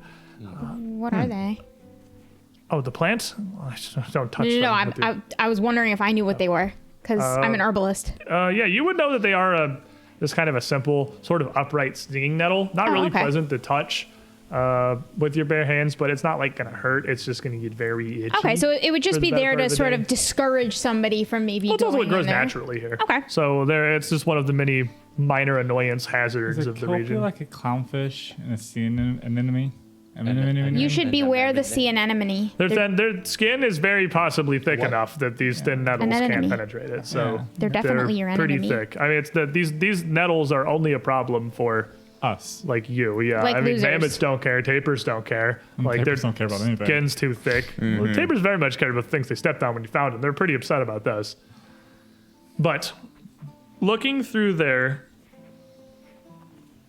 after still what ends up being a search of the better part of an hour, the group of you eventually find an entrance a little bit further out, probably 20 feet into the water, where the water has become too deep for you to easily tread through. And it's not until the sun starts to set and the sheen of its bright glare across the flat surface of the lake starts to subside that you can see down a little bit through the clear waters to what looks to be an underwater cavern, where the water is about 10 feet deep. Oh, that's really amazing. Are we going down there? Oh, I'll see what I can find out. I'll go. I'm gonna turn into a salmon. I'm gonna follow her because I'm not letting her go alone. So Hanwi turning into a fish and swimming down into here, and Aram also swimming. Yep. Probably not nearly as proficiently, head down the 10 feet into this and into this underwater tunnel. Hanwi, you can feel more than see Aram disturbing a lot more of the water, trying to swim along behind you. But the entrance to this cave is fairly large. It is probably 8 feet around, and it's not super deep. It's only, again, the water's only about 10 feet deep where it is, but it levels out a bit horizontal. Do you have dark vision? Low light. Low light? You'll be able to see enough in the entryway of this tunnel. You can see it only goes back a brief distance before it kind of hooks back up under the hillock, rising hillock of the land as it rolls up from this low shore here. Okay. A decent distance to swim, but certainly not unmanageable. And both of you would come to where this opens up into a cavern contained with a supply of air. The surface of the water here much lower than the lake outside. The air having enough pressure to keep that back, just the smallest bit of filtration coming through. So you certainly would not be able to stay or camp here. But it is an interesting little nook, and there are quite a few strange little things in it. There is an old backpack that looks akin to what Pericles or Farwander had, one ornate of worked leather, but look one at this. that is definitely a fair bit ancient, That's beautiful. It's stitched. as well as a small, pyramidal metal flask of something. The top of the flask not being a stopper or a cap, but being almost a twist of this thin metal into kind of almost a handle that looks like it can just be broken off entirely. Huh. A small alabaster figurine of an angel that's about a little bigger than a finger, as well as another one of those flat runestones that you have found before, though this one inscribed with an intricate and complex white engram. Wow. This is amazing. This is beautiful. It looks like, well, it kind of looks like you, like what you looked like the first time I saw you. I thought you might have been like an angel. I'm alone with Hanwei. Making me blush. It's only get awkward. These are pretty. I don't know what they are. Maybe Ozosh or Amka will. Well, it looks like magic to me. Give me a minute. I have quick identify. Okay. I mean, that looks like a sack. I know that. So let's just go thing by thing. What's your modifier? Nature is a +8. +8. So we'll start with, I'll just do the order in the book with the runestone, which is fairly easy to unweave, as is the purpose of a runestone. That's what they're for. They're meant to be easy to transmit and easy to understand, as this is kind of like the sellable form of the magic or the portable form. But the magic contained within this is a very interesting conjuration. Though you're not experienced with runes, it's almost ethereal. The magic within this is tangent to a plane not our own, not the material, but one very, very close kin to it, and would give a weapon that it is mounted on similar, almost interplanar properties, making it strike as effectively at incorporeal as it would the material. It is a ghost touch rune. I could pick this up with just my light. With your... So it can strike at light? Spirits. It strikes at spirit. Oh. So things that can't be seen. Or perhaps can't be touched. A better way to think of it. I've been told stories of them, but I've never seen one, Hanwi. Yeah, this would touch... I feel I could even pick this up if I... Well... This is useful. It strikes spirit and not flesh. Oh, we should give it to Ozosh. Perhaps. He could make use of it. The strange little angel thing that you pick up, this little alabaster figurine, proves somehow even easier to identify, as if the magic contained within it doesn't even need to be coaxed out so much as it just offers itself to you with the slightest provocation, as if it wants to be understood, to be used to help. This small talisman here contains not a great amount of necromantic energy, but a moderate pulse of healing. It is a small talisman, critical success. It is a Crying Angel pendant, which is just an armor talisman that triggers when you critically fail to administer first aid to somebody, allowing you to just regularly fail instead of making it worse in a very dire situation. Okay. Lastly, there is the small flask, which is non-magical, as well as a naughty, almost fist-sized lump of rigid amber, neither of which appear to possess any magical properties. Okay. Well, the amber is really pretty. It is. Maybe we can make something out of it. Okay. We'll put it in the backpack. What's in the backpack? The backpack that contains, unfortunately, not much. It's a nice backpack. I can put stuff in it. It actually We can put all has, these things in it. At this point, nothing remaining inside it. It is completely empty, save for a strange sigil that is inscribed upon the top flap in a light gray, almost kind of silvery ink of just a spiraling engram, very rounded, very clearly at odds with much of the rest of the design of the pack. But it's long since been emptied. Well, put all the stuff in it. Yeah, pack all of it up, Aram. A moment, please. And Hanwi's going to put her hand to her chest and focus, and over the course of a minute, draw out a nimbus of white light, which eventually forms a small sphere in her hand. And What's that? It's my light. There's not much left of it, but I can draw some power from this still. It's beautiful. Thank you. And touching it, she'll get a focus point back. And from her pet rock, effectively. Has googly eyes on it. And What's your focus point on?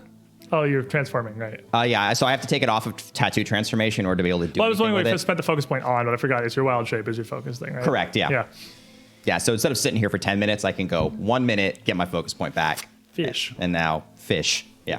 Actually, I think I need to spend another minute to put it back in tattoo form, because if Either it's a way, it's familiar- faster than the 10 minutes. Either way, it's faster, This yeah. brief little ritual, you have your power restored to you. I guess we should go back. I think we're ready to go. You think they drowned? I'm afraid they might have drowned. They've been down there for a little while. Hanwi was a fish, so Yeah, you know it'd be hard she's for a fine. fish to I'm pretty sure Arm just drowned. Huntley's fine. Can should have Hanwi- tied a rope to him so I could pull him back. maybe they ran into another kelpie. I hope they didn't, because Arm would ride it, and you're not there to stop it. Oh, they didn't Fish. drown. It looks like they're a fight. What did you find? Oh, Arm caught dinner. Good. Hey, We found a I sack. have tattoos in fish form too. You pay attention to that before you eat something. This is for the job we're talking about. You know this, right? Fish, tattoos, hungry. You put food in front of them. Hey, Virgia, we've got a strange If you flask eat here. me, I'll give you indigestion. I promise. With strange liquid. Why don't you drink it without figuring out what it is But first? with the sad news for Farwander that there was nothing left of the spiritualist's pack other than perhaps some of these things that may once have been his effects, may have been from an entirely different prey of the Kelpie. She is a little disheartened, but still has her map, and that's what brought her here in the first place. Do you know what the symbol, the spirally thing is? Oh, that's a divine iconography of a different god, Pharasma. She is the mother of birth and death. She controls the life cycle. Oh, well, we have a different name for that god, but I know who you mean. She is, I find, one of the more omnipresent throughout a variety of societies. She holds domain, well, everywhere, as she has to. She very directly controls the River of Souls.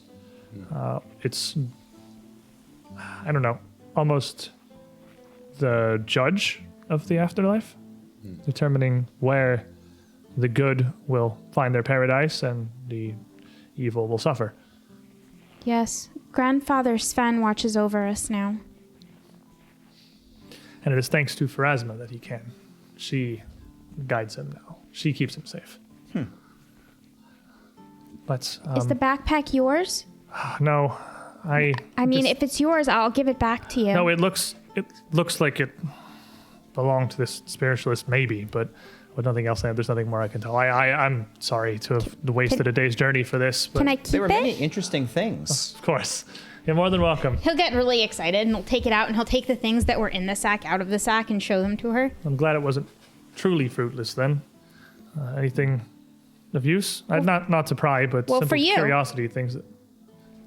What? You're the one who brought us here, who led us here. It's only fair that you should have some of the things that are inside. Oh, none of these were mine. These are... I'm simply following. You found them.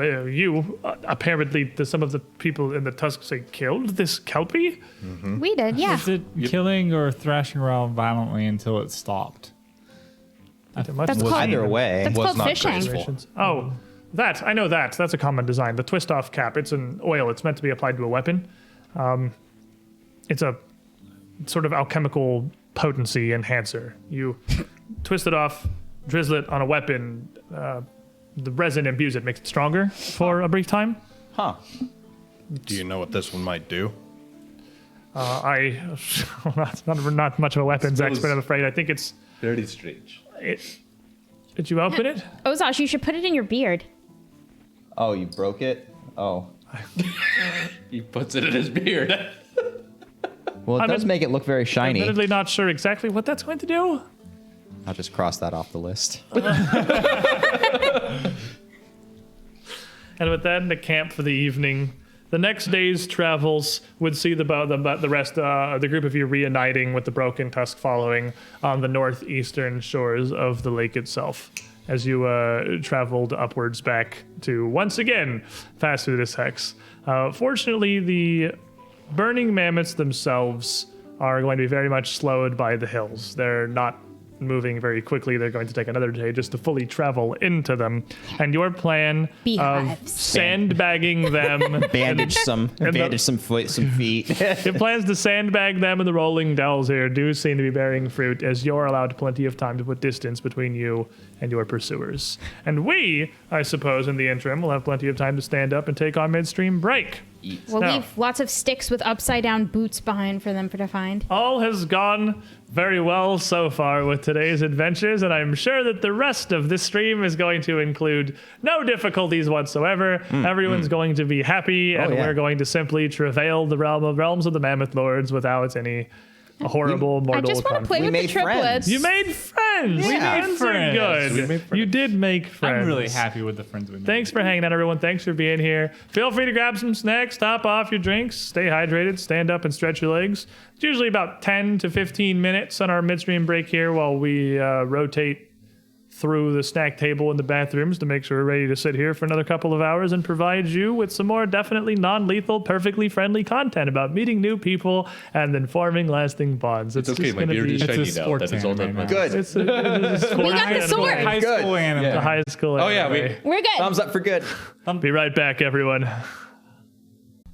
Welcome back, everybody. I hope you are prepared for another couple of hours of the hook and the quest for the frozen flame, because we still have plenty of time to work our way towards Red Cat Cave. And now also we have new friends to do it with. New friend. Friend. Like Norse Foundry. Singular. Look at this. We went to a thing at the river and it didn't kill us.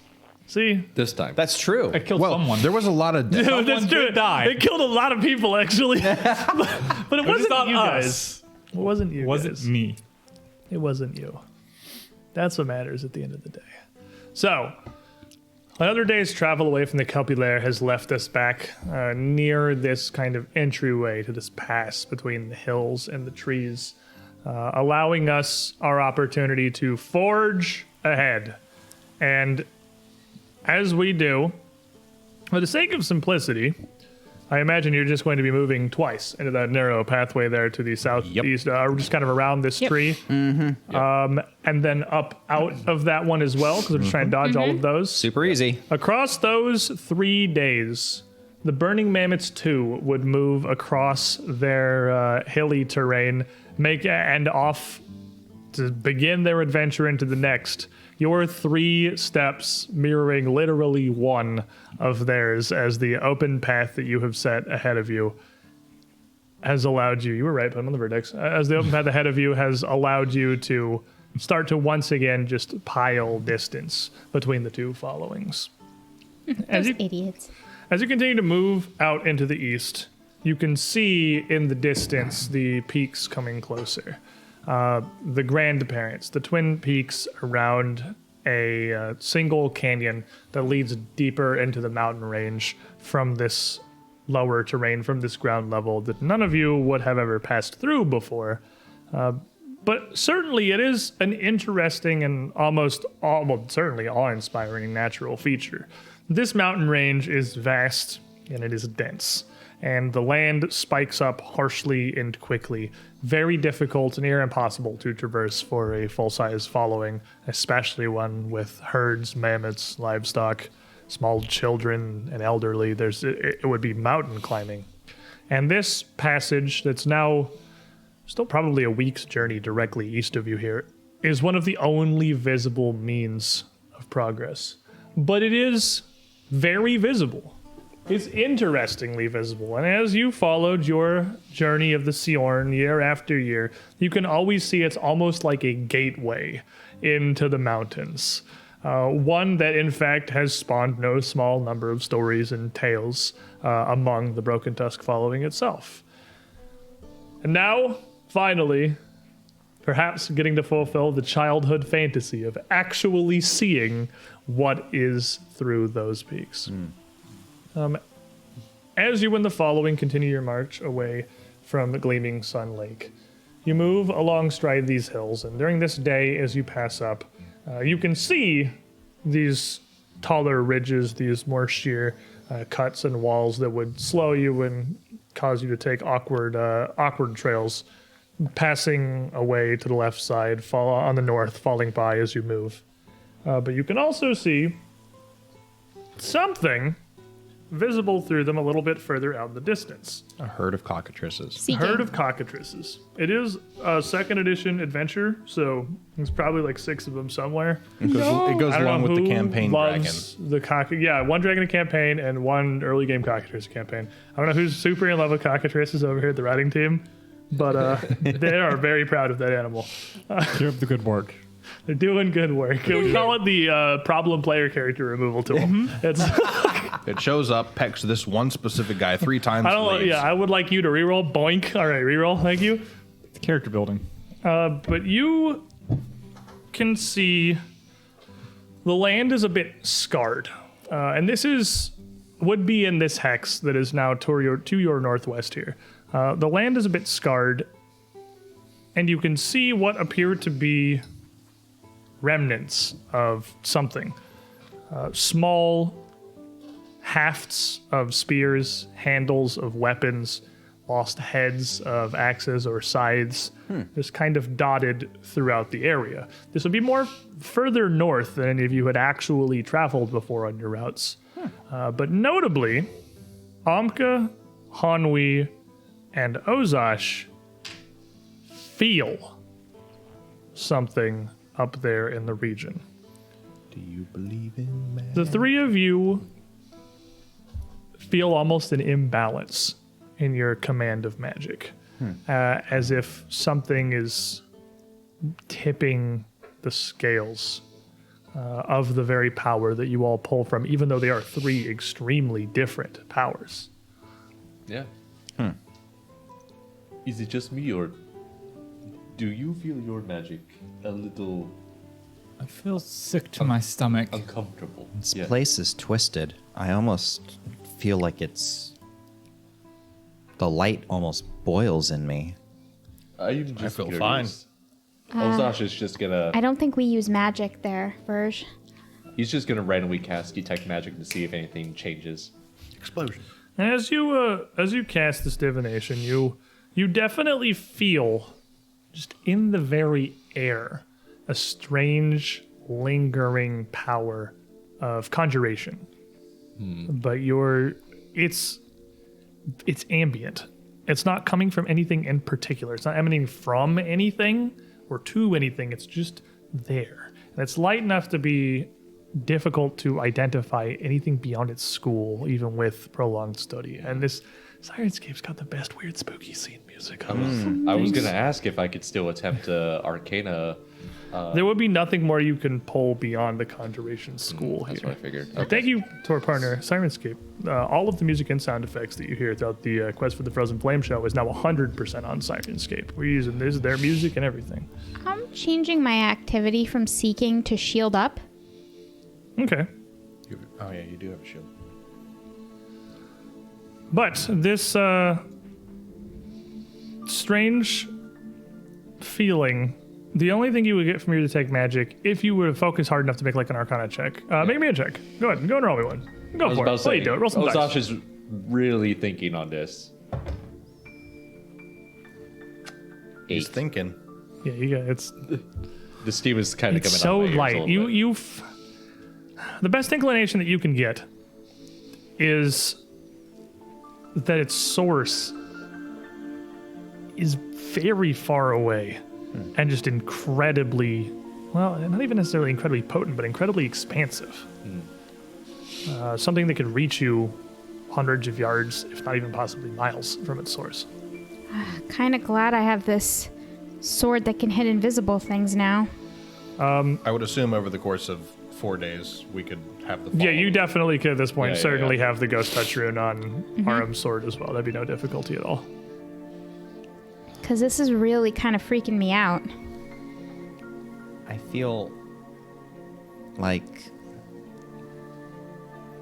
Well, I'm not sure what's causing this, but we should probably keep the following while away from it. I Yeah. want to find the source of it. Do we have to pass you want to through find here? the source? Something isn't right. Yeah, Something in our lands isn't right. This isn't our lands. All is our lands. We're way further north than we ever come. But this is the path of the broken tusk nonetheless. Red Cat Cave is part of our lands, our travels. It hasn't been for many years. And that's why these things are happening. Maybe. Besides, if we just leave it be, no telling Could what be might another happen. There are many twisted things in the world. They need a place to live too. Our best hope is that it's far away from us.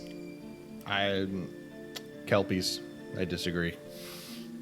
Do we have to come through this way to get to where we're going? It's the fastest. Well, this way you're passing now is definitely the fastest, but these strange things that you're seeing as you start to feel this, it almost feels off to the side. To go investigate if it is related to the only thing you can see out of the ordinary here, which is these like rolling hills and these strange juts in the land and these bits of look like discarded ancient weapons frozen into the earth.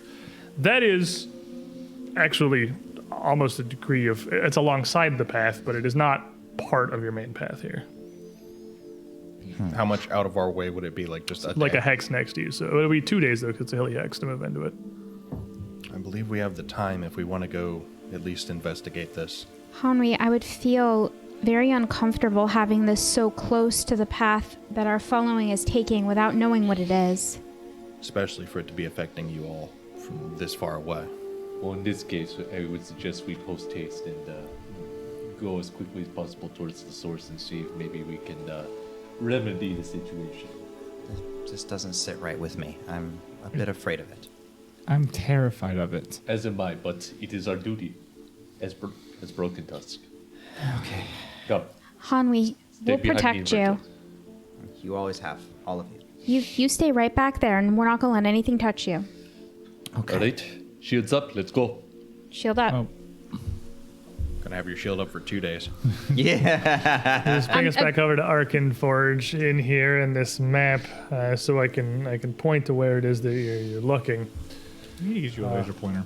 As the group of you come to move up, it is this hilly hex with the winding river up behind you. At the end of this eve, the decision that whatever this is probably best investigated and not left to fester or possibly become more dangerous would seem to be leading you up into the hills the following morning. I'm only going to get a vertex because it is a 2-day travel. As they start to move up, the Burning Mammoths, again, now making their way ever closer to Gleaming Sun Lake, as there seems to be more and more that merits investigation, doubling back. This is why we bought that extra time. This is why, well, and you've made a bunch. They're just now getting out of the hills that you traversed through to slow them down. And that has We've gone bought to the you lake they ever back even and forth. camped? that has bought you the time that you needed to investigate these strange workings within the region here. This, by the way, because I didn't talk about at the top of the show, Arkan Forge, this virtual tabletop here is not just a virtual tabletop.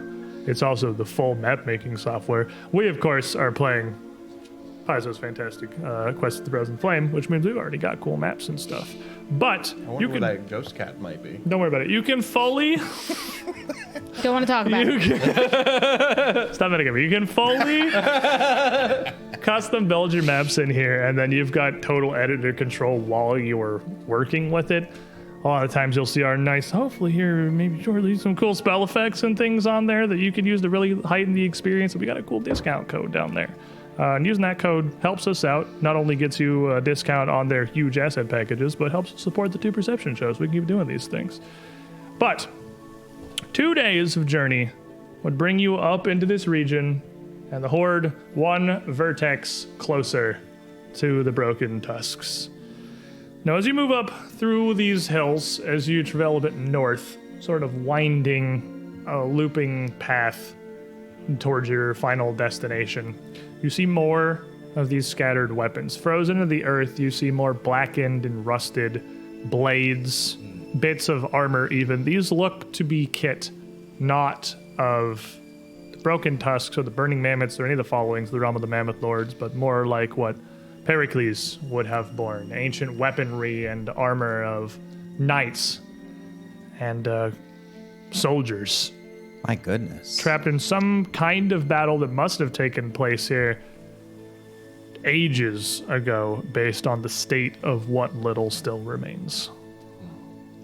But as you see more of it scattered around, the true scope of the battle, or whatever it was that must have occurred here, is impossible not to take into yourselves. You've journeyed through these lands, through these hills, through these small cliffs, for 2 days, still seeing lost remnants and arms from whatever event had occurred years and centuries past.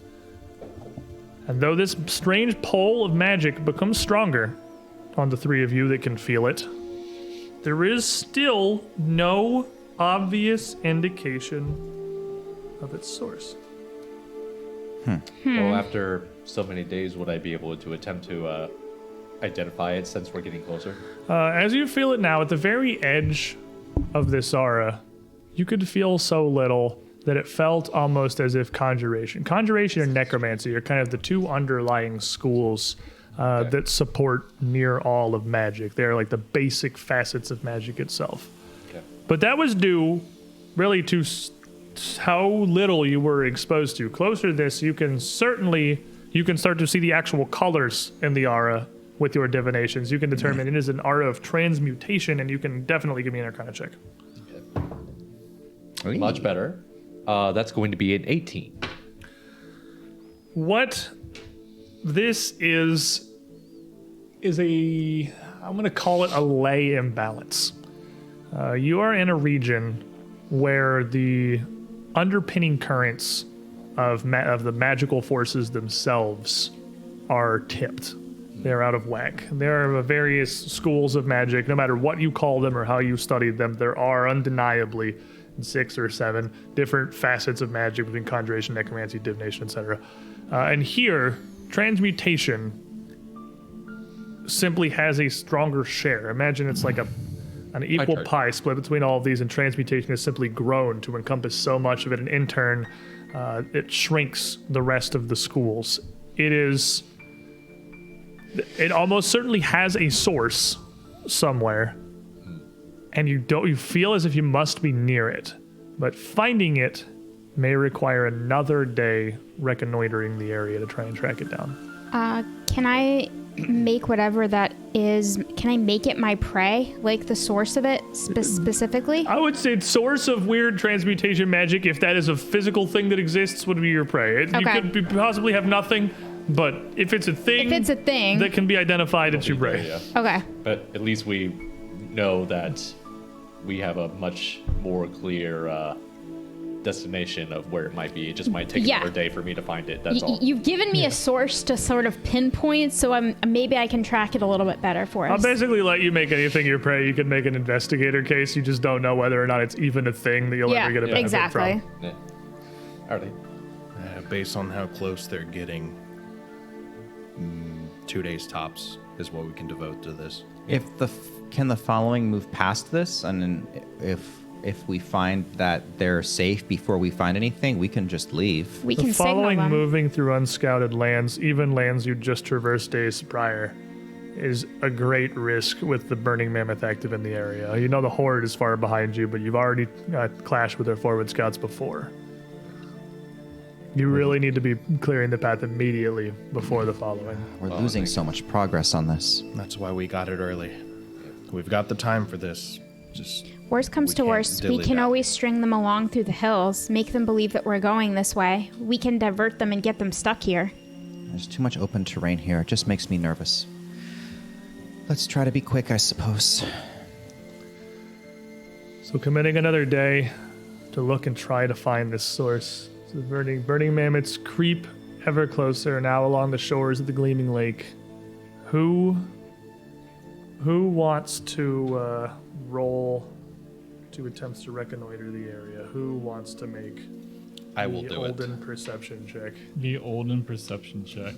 You can make yep. it. I can assist. Yeah, The you assist, one but can I promise aid. I should be the one to do No, this. for sure.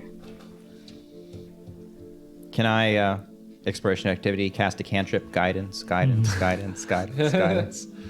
only get guidance once every 10 minutes. Huh? You can only get guidance once every 10 minutes, so you're spending the day reconnoitering, you would, right? So I he'd be think getting it for it's- 6 seconds every 10 minutes. It's actually every hour. Yeah, so no. Okay. Give me the aid first. Got these sick Norse Foundry dice. I forgot. I even talked about it at the beginning. I got distracted because I was gonna go into my stuff. This is why I don't get to roll. With this cool Malachite gem Norse Foundry die, and then I got distracted because we went off on the lore of our frickin' D20s. That's why I forgot. But Norse Foundry, they're one of our fine partners. Got a whole bunch of fancy dice. We got a discount code down below. They got metal, they got gem, they got glass. Discount code works on everything. What'd you get? Definitely rolled a hard one. Definitely rolled a hard Negative one. 1, my friend. This is why we don't let me roll them. Helping. Guidance. So, this is what I was hoping would happen. I rolled a 5. And I feel like this is a critical moment. Play this at rolling a check. Oh, this is the one. Reroll the check twice. Take the best result. It's a fortune effect. If you still fail, you're doomed 1. Oh, Lord. Oh, Lord. Roll it twice for the best. Yes. Natural Natural 20 20 and a and a 19. Wow. Wow. Value. That's hot sorry. successes. Oh, Sorry, this is no what this doom for is. me today. I'm going to consider that's a freaking critical moment right there. I've ever seen one. And Nice. Also, I don't know if they just haven't updated the bot or if these codes still work, but Paizo's also got these like PaizoCon discounts that they're still posting about in chat. So I would hope they're still functional. I'm going to work on the assumption that they're still functional. The 20 was on the kill us dice, by the way. Yeah, that's the only thing that it knows is murder. Murdered that check. But, yeah, with the net 20, as you continue to Here it is. spend much of the day exploring the region. Again, this is big, rocky, chunky hills. This is like New Mexico Rocky Mountains terrain. You don't have a great sight line anywhere because none of the peaks are high enough to really see out over anything. But everything is craggy and jagged enough to just ensure that you never are seeing much more than like a mile or two around your area. But as you explore, you come across a much lowered dale with a massively increased concentration of weapons and armor. This canyon appearing to have certainly been the heart of whatever battle there once was here. And even as this comes in sight, before you see anything, the three of you can feel this has to be the source of this. It must be. And in this desolate valley, it is stark and in contrast from the rest of the area around it. Nothing grows in its desolation. There's nothing but these fragments of rusted metal like weeds protruding from the churned earth, frozen into furrows over many icy winters. But in the middle of the battlefield, there is a small monument. It looks like an inverted cone of black basalt. You're balanced on its tip, standing upright about 4 feet tall. And not so much balanced as it's just like a spike that has been embedded into the earth and now still rises 4 feet above the crust of the ground. A flat circular top facing the sky. Atop this cone, there are 3 metal battle standards that are kind of propped, like almost like a tripod, supporting a human-sized effigy made of leather and wood. And hanging atop that is a fine, silvery metal round shield, almost like a flag. Wow. Well, that doesn't look ominous at all. So, Looks extremely ominous. guys, I'm gonna go ahead and say that we might be in the right place now. Good job, Verge. Way to find the scariest thing humanly possible. So. All right, everyone. To the scrapyard. Yeah, stay behind Verge and I. And we have... And Ozosh, yeah. Stay behind Verge and Ozosh, You're yeah. coming in this from the southwestern edge here is where you would have found the area. As you look around, that's generally about how big it is. It's not a massive canyon, but the cliffs around much of it are, again, these kind of sheer rock falls that jut up. And you can see that little effigy near the center. But what are you all doing? You've got your shield up, Arm. Looking. You're I got looking, eyeballs. Amka. Recalling knowledge. Recalling knowledge. Spooky.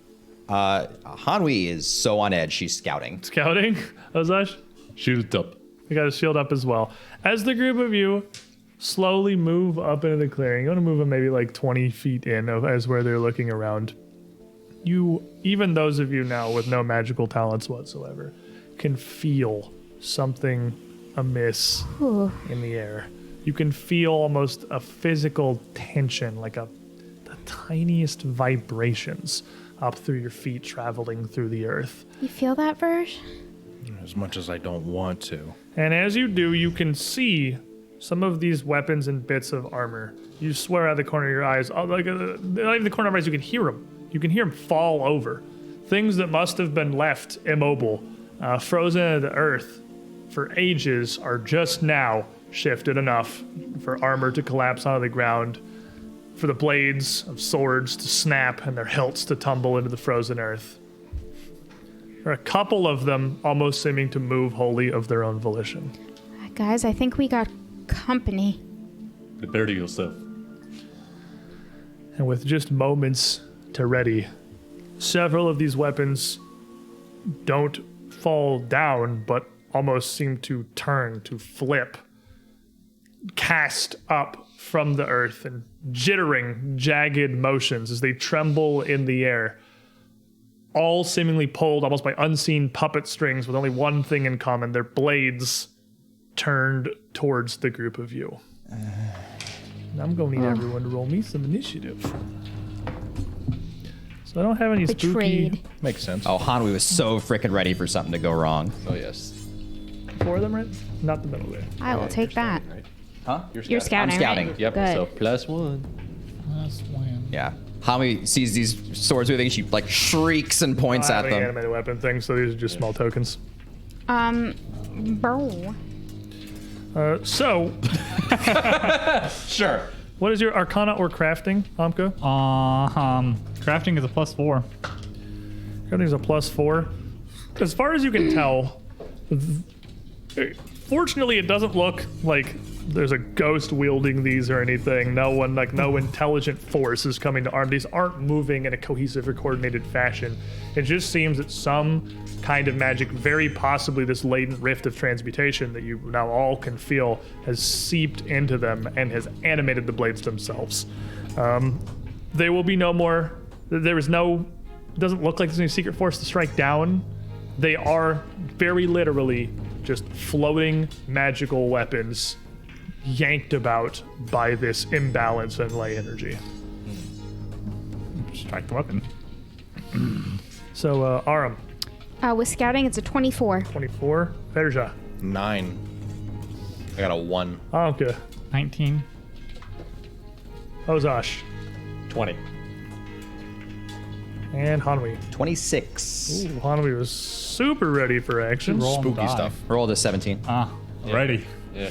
And our swords, Schwartz. getting a 17, which will only put them in here. Again, they don't seem to be quick. Again, they're jerking and jumping. So Hanwi will definitely be the first to react here. Swords. Yeah, they're moving. We noticed. Light guide you. So guidance on Aram, guidance on Verja, guidance on Ozash. Touch everyone. All right, Aram, you got your shield raised before you, and it is your turn.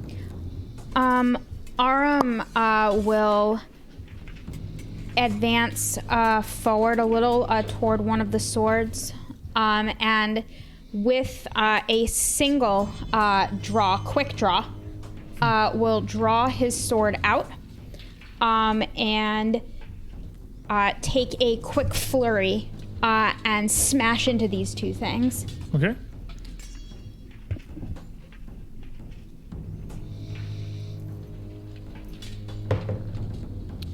So you're going to denote them as your prey. These are not your prey. These are not the source Yeah, of this aura. that's fine. Okay. That's still going to be a 24. 24 is definitely going to hit it. And then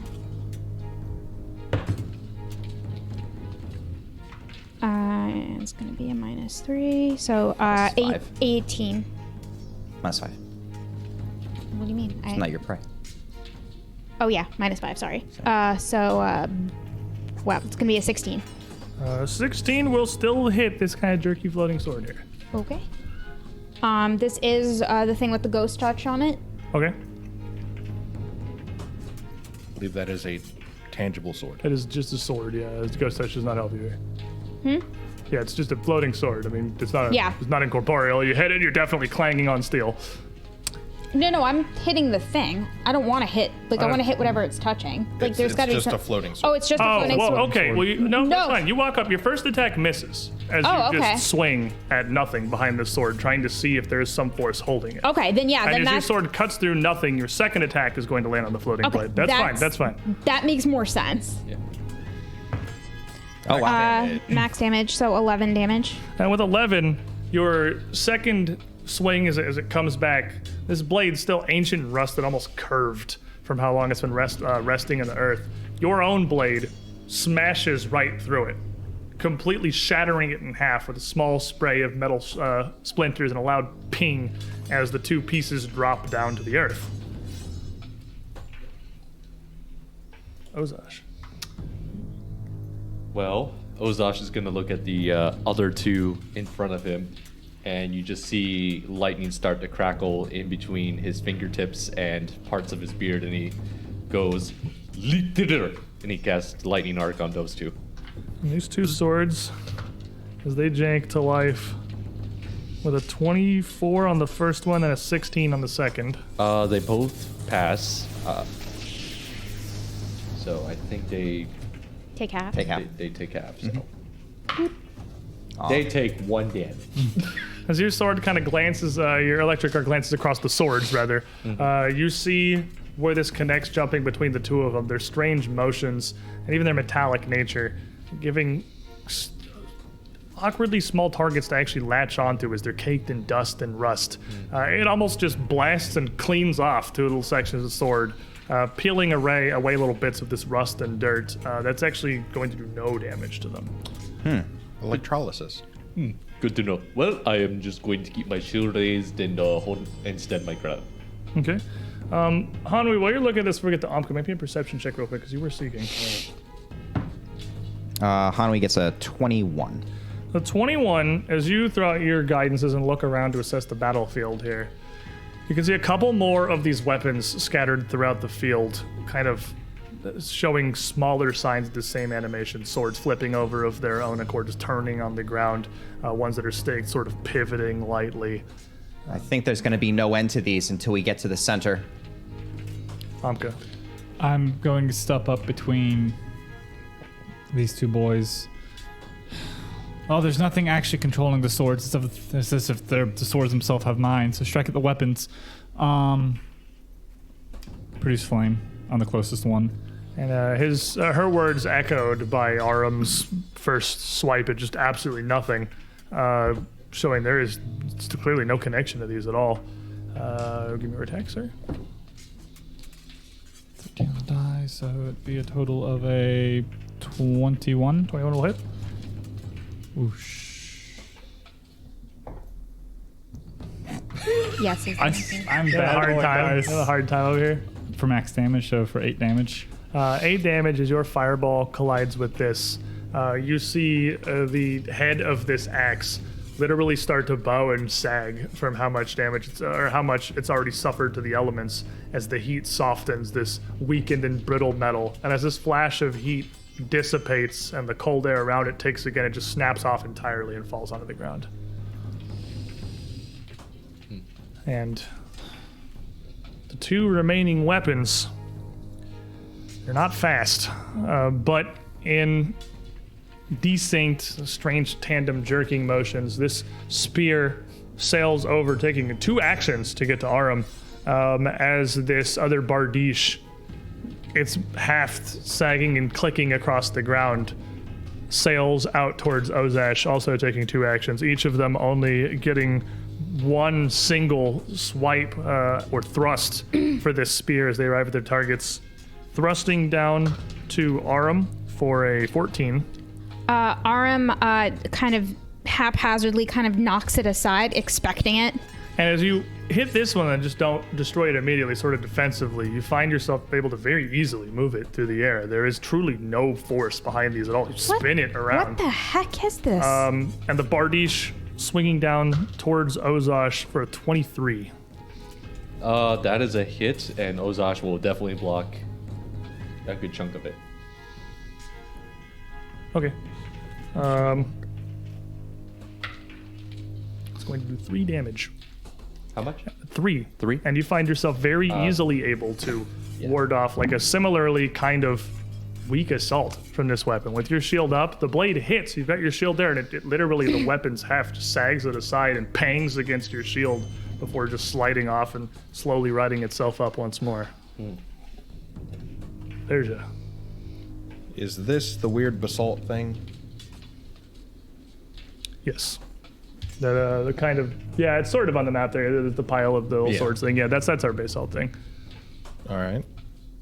Run for it. I got you covered. I'm just gonna go to it. Seeing as these are not exactly threatening anyone, everyone seems to be dealing with it quite well. I'm just gonna go over to it with 2 actions. And remind me, it's a shield on top of a basalt upside down pyramid. Yeah, it's an upside down pyramid. It's about 4 feet up, so it comes up to about your chest. And atop that are 3 battle standards, as like a tripod that are supporting what would now be above your head level, a wooden leather kind of effigy of a human with another haft poking out of its backpack with a silvery rounded shield hanging out from that, what's probably like 12 feet overhead total. The whole thing together ends up pretty tall. What are the things holding it up made out of? They look like wooden poles. Smash. And as you bring your war pick very easily, just smashing through these ancient rutted This is hafts. coming to my level. Yep, they just absolutely topple, dropping this effigy down onto the top of this cone, the pole and its back collapsing, the shield falling onto the ground. In a single strike, all of this just collapses atop the basalt pillar. And as it does, the leather cap atop the humanoid effigy spins in place for a bit longer than would be normal atop this strange basalt plinth before rising up at an angle and blasting out a strange flickering pale light. It's not a single pulse, it's two pulses back together, seeming to almost emanate from where eyes would be. And flickering for a moment, they stabilize into a hideous projected visage across the front of whatever this thing is, and it's gonna roll initiative. So I get a 19, so that's gonna put it right in here, I believe. Omka got the 19? I got 19.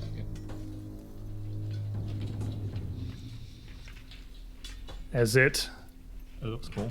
begins to animate. The sound of rolling dice is like music in the air. Nope. And as it does, Hanwi, for probably simplicity's sake, so I don't have to remember at the start of everyone's turn, just everybody make me a will save. It's going to be at the start of your turn anyway. Is it a magical effect? Yes. Okay. It might You already be. used your reaction to shield block. You don't have superstition. Oh, it's a reaction. I thought it was just a standard. But you do have a hero point That's a nat from 20. Darmas, and let's get everyone on even footing again. Ooh, yes. Thank you. Hey. I got a 25. Shoot through. That doesn't sound familiar at all. That one keeps coming back. Apparently. Okay. 19. 19 succeeds just. That's, for me, it's going to be a 14. 14 will fail, Nat 20. will critically succeed. 25. 25 will regular succeed. 18. 18 will, that's the DC. 18 will regular Remember. succeed. I rolled an 18. So the three regular successes, you are frightened one. Okay. Ozosh, on your failure, you are frightened too, and Yes. even as this Baradisha kind of slides across your shield, you find your attention drawn by this flickering face across the battlefield, and you are fascinated additionally by this strange thing atop the pillar. Lovely. So Hanwi. Hanwi's gonna look at this thing, and images are gonna kind of flash to her mind. She's going to get a flash of insight. Trust me, I know this. Play at the start of your turn. I gain automatic knowledge feat for any one skill. If you have automatic knowledge and use the feat to attempt to recall knowledge this turn, use it 1 degree success or better than the result of your roll. So I'm gonna get a free action recall knowledge on this. Okay, and you can just roll it because if you critically fail, you fail, right? I have all right. So I looked up automatic knowledge. Its prerequisite is This assurance. is a lot of work. If you critically fail, you fail. So you kind of want to research a card. You got You can it. just Well, I roll did- it. I did look didn't at it. realize that was the thing that you were looking up. That's a hero point card. Just do it. You gain it. You just have it. All right. So if it's a critically fail, you fail. So I'm not going to have to lie to you regardless. So Okay, throw cool. it. What's the skill? There is Arcana or Crafting. Still a construct. I get a 3. So I think it's a normal failure. Here's a regular failure. Yeah, that's a construct, probably. All right, lovely. 3 actions left still, though. The action stuff still. That's something weird. Something weird around here. I don't like that. And she just raises her hands up, and this ball of crackling storm is gonna no. fall. And she's gonna fling it out and hopefully do better than when I was trying to hit the Kelpie with this stupid thing. It's a 3 action Horizon Thunder Sphere. Okay. With a Zap. name like that. That's a good roll on the die. All right. Oh, nice. So spell attack roll minus 1 for being frightened. That's going to be a 25. 25 will hit. Beautiful. Yay. Yay. Yep, go for it. Get a little zap out. Zippity A zappity. Zappa. The metal inside them attracts the lightning. So it's going to take 15 lightning damage. Pretty good. Zappy. It's definitely just going to take all of that. As Verja, you see this fall down, and as you ready your sword for whatever it's going to be, this blast of lightning surges over your corner, like a thunderbolt ripping through the metal parts of this thing's frame. Huh. That 3 action Horizon Thunder. That's 3 action Horizon Thunder. Then Arum. So we haven't seen that hit yet, so I'm just like, that's what that does. You saw me blow up like 8 burning mammoths Oh, with we And saw you throw it in Darmasin's the got, yep, that's a construct. Here you go, homie. Yep. Thank you. Did it. Channel life force. Nice. There's always something left to burn. Oh, that sounds lovely. That sounds like a flopland card to me. Well, actually, it's All right, this will Arum. be super useful next level. Everyone, courage! Ancestors, protect us! And he'll go charging at that thing. Snuma! And he'll smash at it. You have 30 speed. I do not. But It's going to he's take you 2 moves to get there. It's gonna but take me you 2 can moves, do it, but yeah. I'm gonna get it. And taking a big swing. I'm taking a big swing. Swing. Big swing. That is a 19 on the die, so that's gonna be a 27. 27 will hit it. You did it. Big swing. Big swing. big swing. It's gonna be 9 points of ghost touch damage. All right, and as you strike it, your sword cleaving pretty easily through the leather that makes up most of its form here. These wrapped around scraps of pauldrons and leather hauberks and greaves that are making up this thing, cutting it through fairly effectively. And that brings us to Ozosh. Oh my God! Look at this guy. Wait a minute, this man is. Look at this something's mad going on lad here. What is happening? I think one for each of us is That what's looks like happening. a one. What a Chad! Chad. That's not even footing. Dalvin. 2 for this side of the table, Pick your poison. and 3 for this end. I love this man. Gear everyone up. take the one in Gear the middle. everyone up. Thank you for the support. Ooh. Endure the onslaught. Last second sidestep. Fluid motion. Healing prayer by the light of the dawnflower. Need help reading yours? You can't read. It's a lot of things. Strike true. You've got one chance to make it count. This is gonna be fun. May fire All right, temper you and Ozosh. blades harden your resolve. Oh, new 299. why Thank you like forgot. that? The GM is development point 2. I'll take that daring attempt. Oh man. Solid. All right. Well, because I'm fascinated, I have to go towards it. You have a deck of status condition cards that you had one almost full Believe it or rounds not, to read through. fascination is not in there. Really? Got you. Oh, never mind. You found it. Well, in my stack, not it in- wasn't. Mom, we're out of milk. Opens the fridge milk. Well, it wasn't in my pile. To be fair. No, if you can't use any concentrate actions that don't include this thing as your target, so you can't cast a spell on anything but it. But you mean, that's can fine. just like That's gonna swing be your a problem. weapons at the party that's attacking you. That's still fine. Well, let's see. Because you can't take your focus fully off of it. Yeah. Well, since that's kind of the source of this thing anyway, I'm definitely too far away. Well, I might as well take 2 actions to get to it. Rush the plinth. Just running Don't towards worry. it. You're the new front line. I am the new front line. You got this.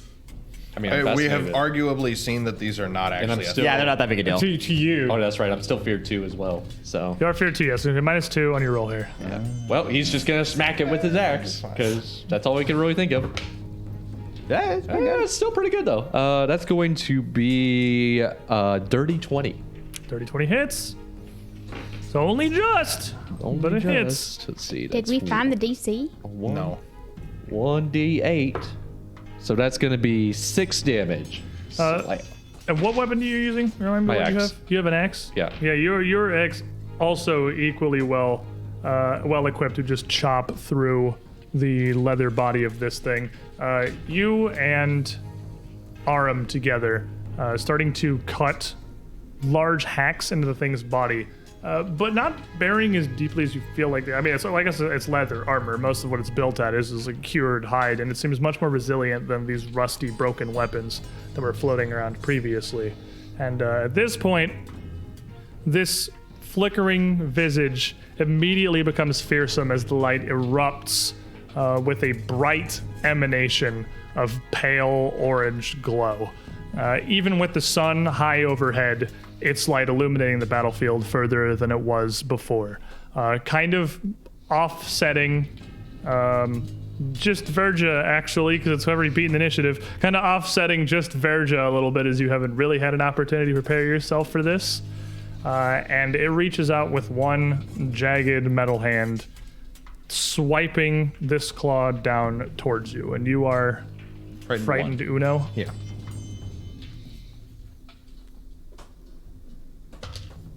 And I have two, not really for the GM cards, that I'm going to go ahead. I got one good one and two not really GM territory that I'm going to place into the deck there in order to re-roll this. The Malachite comes out with a 24. That'll hit. And as this thing swipes, its claws seeming almost supernaturally sharp as they easily flick through what flesh they can reach, dealing 19 points of damage. I'm gonna play at any time, endure the onslaught. Okay. As you hear Amka behind you shout out a prayer to Sister Cinder. You have resistance 5 to all damage. 14 points of At the damage. start of my next turn. Very nice. And this thing is just going to continue to set upon this target that has disturbed it, ripping with one hand and now the next. As it swipes good. with the, you're gonna get a lot of value out of this. It's not smart enough to change targets. As it This is good for that card that I just got. rips with a second claw. Ooh, that's big numero 27 to hit on that one. Not a crit. If you are flat-footed, is it? Would I be flat-footed? You would be. This distracting light that flashes out from its head kind of puts you on the back foot here. You are also flat-footed. Then I would be. That would be a crit. Resistance 5. Resistance 5. I As, don't believe it'll matter for a crit. The second, hey, it matters. It's 5 less. Yeah. If you roll poorly. 38 points That's of more than damage. my max. Is it really? With Did the math resistance, wrong? that would almost take me down from max. Yeah, it's 38. It's a big hit. Wow. Whap. And the prayer's not being quite enough as Verja drops. And then Aram is not afraid. Ozash is afraid. He's only frightened one now because it was his turn. You're also no longer fascinated. That only lasted for one turn. So he is going to swing his last claw down towards you. You haven't had an opportunity to bring your shield up. And this strange amalgam is going to take a desperate swing. Make a strike, ignoring the multiple attack penalty. But it cannot critically succeed. Oh, wow. That's that's actually, I'll take that at this That's fine. point. That's fine. It's going to get the full attack bonus, but it can't crit you. That's all that's actually good. That's fine You by didn't me. have a chance to rage. It's true. Not a fantastic roll. It's only going to be an 18. Ozash just sees it in just. Oh wait, Fear 1 doesn't do anything to AC, right? Yeah, it does. Drops by Minus one. 1. Okay, just enough to make. Just enough to hit me. I was going to get, because the failure effect is if he misses, the commitment drops him prone. But with the feared one, just getting it in there, and it's going to Just by slash one. you for 20 points of damage. This thing absolutely eviscerating whatever it lays hands upon. Oh geez. Well, Ozash takes a giant gash in the chest from that one. And again, you see its claws as it swipes almost just like you were ghosts. Almost fully, like, full force, not even slowed by slashing through your armor or your flesh. Amka. I don't think it's wise to stand next to it to let it just attack you.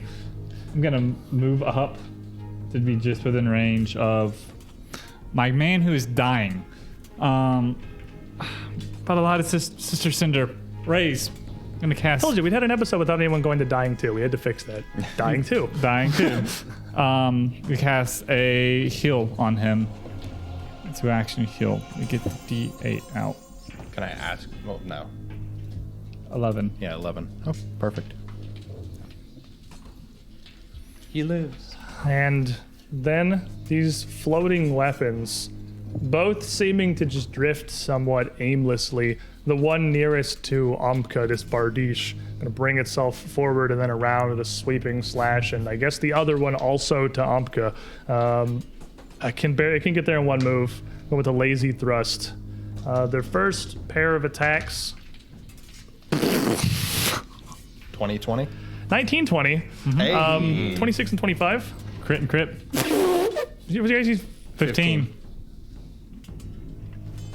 Oh. Everyone's just like, yeah, these things aren't a threat. I saved this heal just for you. I know.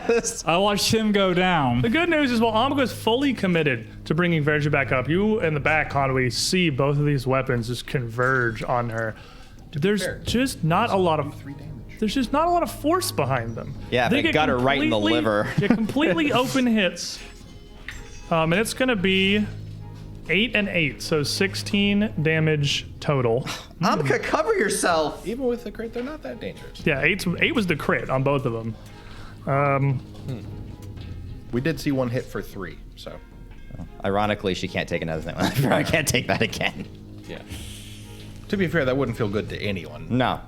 There is a then- sharp, pointy bit inside of me. The two of them continuing the Bardiche, catching and just pulling through, spiking back with the pike across its tip, the sword stabbing, and kind of lazily pulling out sideways as its second attack. Just because it doesn't hurt you doesn't mean it doesn't hurt others. Is a 7 and an 11 to hit on the So, I second don't like swing. that place. That does not hit. Yeah, they get. IAC's not that Amka's low. kind of shocked to action here. You are notably still frightened 1. It did not reduce to 0. Okay. Verja. Oh, it didn't reduce. Yours goes down to 1, Okay. but doesn't go to 0. Okay. Oh boy. I'm at less than 1/3 HP. Yep. So I'm going to stand up, I'm going to rage, and I'm going to hand you a card. Oh no. The man was excited when he started getting waylaid. Strike true. Read the whole thing, please. The target rolls twice, takes the higher result. The strike deals an extra die of damage on a hit if the attacker has less than half, or 2 extra dice if they have fewer than a quarter of their maximum hit points. You have 11. What's your max? My max is 36, so I only get the extra. You get 1 dice, extra. But that is still a You get really nice to roll card. twice. You get to roll with fortune, and you get an extra die of weapon damage. Dang. I'm raging. And you raged. Oh. He got up and he's pissed. He kind of walked over like, what's this? He got Back up up. this morning and chose violence. He's My upset. turn. You got sucker punched. Oh man. Oh, dropped one. That's what looks to be 7. That is a 7. That's 13. 13 will go to a 20. 20 will hit. Alrighty. Frightened 1's a little crippling. So, I get I love the thought. just 1 extra damage dice, right? Yes, if you see him Virgin get knocked down, Alka rushes up to heal him and he just wakes up screaming. That's pretty average. It's like a kid waking Feast up and for famine, a school. 1 and a 10. So 16 damage. The war pick piercing. Yes. So your pick is not performing nearly as well as the sword and the axe of some of your companions. Between these kind of ramshackle metal bones of the construction of this thing and the thick leathers around it, you can punch in, but that's definitely going to do, it's not going to be doing the full damage. It resists piercing. But it's going to do most of it. Still a pretty solid hit. And Hanwi, Oh gosh, Amka. So is she still? Am I still frightened 1? yes. Okay. Yeah. Get away from her, and ice will kind of rime over her hand as the magic's a little unstable. Her flesh will almost kind of move liquidity, and she's before flashing out a light of moonlight to rime ice over one of them for a ray of frost. Okay. I want a sword, I assume, yes? Yeah, get the Or the Bardiche with the spear, yeah. yeah, the sword of the Bardiche. I don't think any of them I have think been hit yet. I think the one that's not a Bardiche is flip flop between being a sword and a spear, pretty consistently. So yeah, It's take your just a pick. generic weapon. We'll go with that one because we haven't been constant on what weapon it is. So get it out of here. Write it out of my Sounds story. good. It Let's has a go ahead shifting and- rune on it. Oh, all right. Pretty sure it's poop. That's a 25. 25 will hit. Ah, is one off critting. Frightened! Curses! No, you know. Ah, it works on my end too. Yeah. I don't know how it feels. Give me a 0 villain points, right? Because I definitely just blew all of them in that round. I went nuts. 6 points of cold. 6 points of cold damage. You are going to see this rhyme grasp around this floating spear sword thing. We'll go with spear. I think that's what it was in the first place. And you will see it catch in like the rot and the rust around the blade and the haft. It's going to be pretty reduced because you're like the ice doesn't do nearly as much damage like breaking a thing as it does hitting a person. We're literally just attacking a weapon. But it's going to do enough that you see the spear crack. Half of it kind of hang, half of the haft at an angle now, and the tip twist and one side of it flake off entirely. It is visibly damaged and weakened from this attack. You have one action left.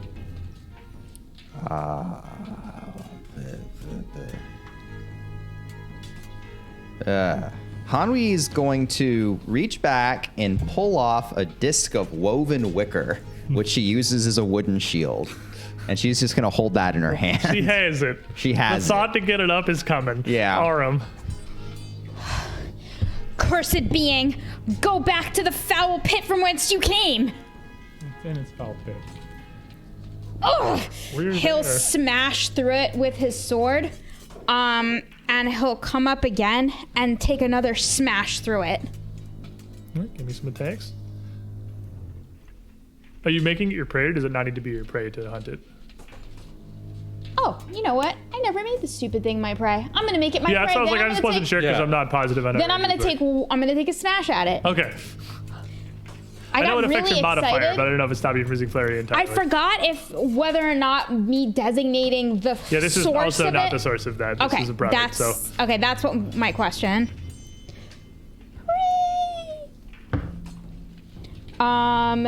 That is going to be a 2. Arm gets really excited, and he kind of Great. just swings, and he's like, "No," and then I'm going to take my second.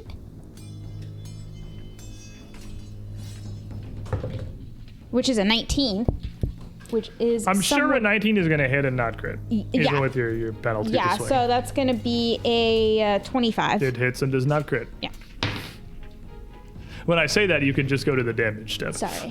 Since I'm trying to save you a little bit of math. She wants to do the math. Let me do my math. Math is fun. It's going to be 7 points of damage. All right, and with this kind of second slash of yours cutting through, as you hit it, it kind of stumbles a bit. You knock it a bit off balance. It seems to be as much levitating like the weapons as it is physically standing there in this light, this pale orange glow emanating out from the head, still with this horrified face glowing out like a beacon from the front. Flashes like a dying light bulb for a moment, pulsing out even brighter before returning to a kind of flickering stability. You got one action left? Shield raise. And that will bring us to Ozash. The last hit king of the Quest of the Frozen Flame. Time to smite this evil being. Samoy Hiti blazes his axe and produce flame spell strike. That was pretty good. Nice. That's good. We'll take I it. mean, it's still -1 from fear, so that's a dirty 20. 30-20 will hit him.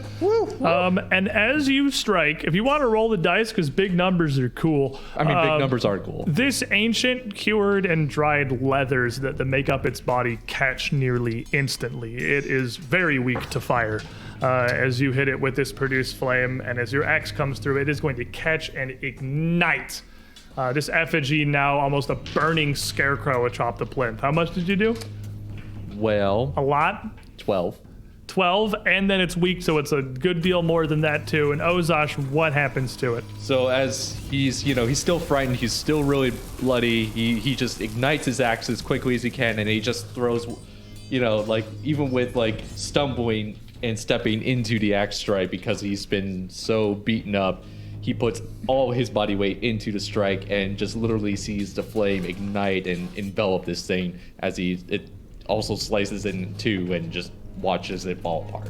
As you strike it, this light flashes out once more as the effigy, no longer held together, by whatever strange forces were binding it, just collapses into its requisite parts. Just a pile of scrap metal and leather on the ground. This pulse, you all feel another shift in the energy in the air as its intensity almost redoubles once again. This lay imbalance in the transmutation and pulls back into the basalt pillars, causing the floating spear and the bardiche to just sort of slowly drift and stick back down into the frozen earth once more as well. They were in no way controlled by this creature, but striking this blow here at the epicenter of this effect, the magic is almost recalled, refocused, and again redoubled where you are. I kicked the bar. Is everyone okay? Kick it. Berzosh, you gotta stop. You gotta stop dying, man. And upon that, Ozosh actually falls to one knee and he's breathing very heavily. So the magic's still out of whack here. That's even more than it was. Knocking over the pillar. The pillar is... so you go to push on this pillar, and as you throw yourself into it, it's only like chest high. It does not budge a millimeter as you push against it with all of your might. What do you think Its this connection to the is? earth doesn't seem to be much more than a small dish where the point is buried into the frozen topsoil, but it does not even budge. What's the shield made out of? As you look at it, it's a silvery metal of some kind. It doesn't appear to be steel. It's lighter, both in coloration and weight than that. That wouldn't be good for breaking this. This is. I feel sick. This is uncomfortable, but here, I'm gonna try to dig out the bottom of the plinth to see if it connects to anything beneath it. So, digging is not. This isn't Florida. Yeah. The permafrost in the soil is just beginning to thaw as spring comes. Even excavating based on the shape of the cone, what would be here to the tip is like the work of a day without proper tools. Even with proper tools, like even for what you guys can get, it's not going to make it that much easier. The soil is hard packed and rough. Getting anything more than the top few inches off is incredibly laborious, as it's now then hard packed ice stone. Do we get the sense that this is the center of it, or is this just like a... Give me a moment as he carefully pulls himself back up and then he just kind of focuses. From here, there is no roll necessary. The magic, while it's interesting, usually an incredibly powerful aura is difficult to weave because through its power there is complexity. High-leveled runes, powerful artifacts, Pericles' sword. These things are layers upon layers of spellcraft and enchantment. Okay.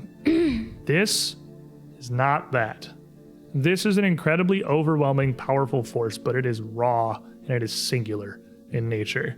It is literally impossible to misidentify what this is, as it is almost a primal force. You would know, definitely as an arcane caster who studied these runes, about the concept of ley energy. Ley lines, they are a thing throughout Galarian. There are conduits in the world through which magical energy flows more efficiently, almost like magnetic poles through the path of least resistance. And where you are here appears to be a fairly powerful ley confluence. What this basalt pillar does is it is a focus. It is a focus specifically for transmutation magic. I see. It massively enhances the potency of any and all transmutation magic that is used nearby it. And with you kind of feeling immediately this overwhelming raw primal nature of this thing, equally so is transmutation, animation, and the mere presence of this amidst this battlefield could quite easily be leaking out into these things around it. You don't get the feeling that any of these were like set as a trap. This isn't something someone made. It's just this something is that's just there their and leaking proximity into to it, yeah. this thing. So it's not evil, it's just a natural thing. Yes, it's just been here, and unfortunately, its powerful energy just decided to leak into, what looks like a battlefield. But someone placed it here. This altar is not natural. Well, we but you said it destroyed that. amplifies the area? Yes. I wonder if there's a way to turn it off. I would advise not touching it right now, because even to me, it is beyond my arcane knowledge. Well, what about the shield? Ozosh, do you know what it is, the material? Notably, the shield has survived the intervening years far better than anything else in this battlefield, though the first vestiges of rust start to creep at its edges. It still retains its sheen and its luster. It does not appear to be overtly magical, simply the material it's created of was high quality enough to persist in the elements for however long it's been. Far less impacted than the rest of these steel blades. Well, It just looks like a very good shield to me. I guess would crafting be able to tell what it's made of? Yeah. Are you trained in crafting? Yep. I mean, I think we all are. Yeah, I think trained in crafting. No. Well, most of us are. With some time put into it, even just being trained in crafting, I think you could identify the base material. Whether or not this is the same thing that you call it in the following and the realm of the Mammoth Lords is a different issue entirely, but it is a shield crafted of cold iron. How long have we been standing around here?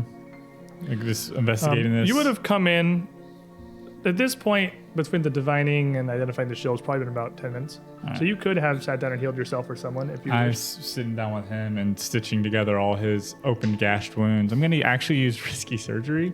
Okay. More gashes. And there's something neat on my character sheet here. I am a herbalist of dedication. So I get some cool stuff with that too. I'm an expert in nature now. And you can use that for medicine, There right? you go. Yep. And I can use that for medicine. So we're going to roll this. So you're going for the expert DC, I assume? Yeah. I rolled a 7 on the die. I can assist. Or I guess. Herbalist, that's +2 out in the wild, right? For using. If you have If natural you have medicine. natural natural medicine. medicine. I have to have natural medicine for herbalist. So I have natural Okay. medicine. Yep. Yeah, and I would say you are still on the wilds here. I'd say you have access to fresh herbs. Yeah, The valley here has nothing, but you wouldn't have to go. I mean, it's a small area. Yeah. Outside, you certainly would. Which would give you 19. 19. Can I assist? Try to assist, Virgin. Hey. I say It's risky been surgery. so long. It's been so long since I've looked at it. Oh, what is that? What's she surgery? Is 1D.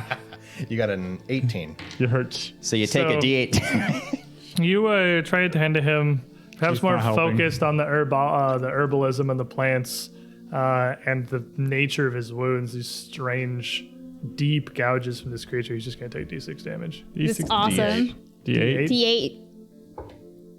Take 4. Oh, good. He does not We're getting feel better somewhere. afterwards. All right, that's the process of healing. You hurt first, and then you feel better. You use those nettles, that's the problem. I gave him Tried something to poisonous. stitch the wounds with nettles. These are handy. They're natural. Natural is good. We'll try again later. Well, I think we figured out what's here, and I don't know if we break can it. fix it. I think it just is. That's definitely not an is. That's It- a was put there. Was put there and is making the ground around it cry. I'm going to reach out a hand and just place a hand on top of it. This seems to be amplifying transmutation magic from what Ozosh is saying. Hanwi's innate light is all about shapeshifting, which is totally transmutation. So she's just going to kind of lightly place her hands on it and just close her eyes and get a feel for it and see if she can guide this potency in a certain direction. Just proximity to it, as you kind of feel it and sort of pull out a little bit of what might be usable or what you could possibly do with it. The force itself, whatever this focus is certainly too powerful for you to meaningfully affect. But it is potent enough that even whether you wished it or not, simply being this close to it would massively enhance transmutation magic that you cast. She'll focus and her arm will ripple almost like it's made of water before sprouting a light coat of fur, and her hands are going to kind of morph out into vicious slashing claws That's Wild Morph. It's a focus spell, transmutation effect. Okay. Anything different out of the ordinary? You feel as you transform to this second, this morph. Normally, I assume it's got like a duration. Normally, Yeah, it has a duration normally. What's is it like a minute, or are we talking? I like think it's a rounds? minute, yeah. Yeah, it's not a form that you can maintain very long. But with the proximity to this stone, it feels almost natural. It feels like you could just the focus required to sustain this, the toll it takes on you, has been reduced to almost zero. It feels like you could keep this possibly as long as you wanted. Wow. It's like it's a part of me. This is effortless. Right. So I guess my point is that if it's not evil and somebody didn't put it here to like hurt anybody, then do we really want to like risk our lives to get rid of it? I would honestly suggest we figure out the way to either hide it or destroy it, because if it was able to animate all these weapons and this creature that we fought, who knows what will happen if it goes into the wrong hands. My fear is that it is probably growing out too. There's no telling how long it's been here. Exactly. Okay, so correct me if I'm wrong. I mean, you could try to break it, but could we try to break it? contain it? Virgil, are you taking a swing? I'll take a swing at it. Magic Virgil, weapon. No wonder you pick break your out. weapons. Taking a swing. Upon that, I'm scooping upon wings. At its core, it is still a focus made of basalt stone. And your first swing with this big pick does chip into its side.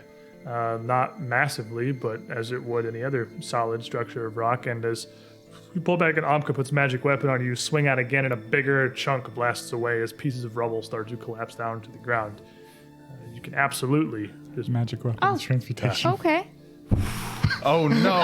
Oh no! Oops, all magic weapon. That means until I break this, I have magic weapons. You definitely like it's. I've been working on And it. I got light hammers. I'm After hoping. only just a couple more swings as Aram joins in with his little mallets. Bink, bink, bink. Bing, bing, bing. He's helping, but Verja, with this transmutation magic into your weapon and this literal pick that you're swinging here, with only a few more strokes enhanced by you are, as you are, especially down near the base of this, where it is fairly thin and narrow, you topple this stone, and a couple more have it split into massive black basalt chunks. And even as this is happening, you can feel the aura dismantling. You can feel magic rebalancing. You can feel the transmutative lay focus fading. Well, that was nice. Good helping, Verja. Good helping. I hit.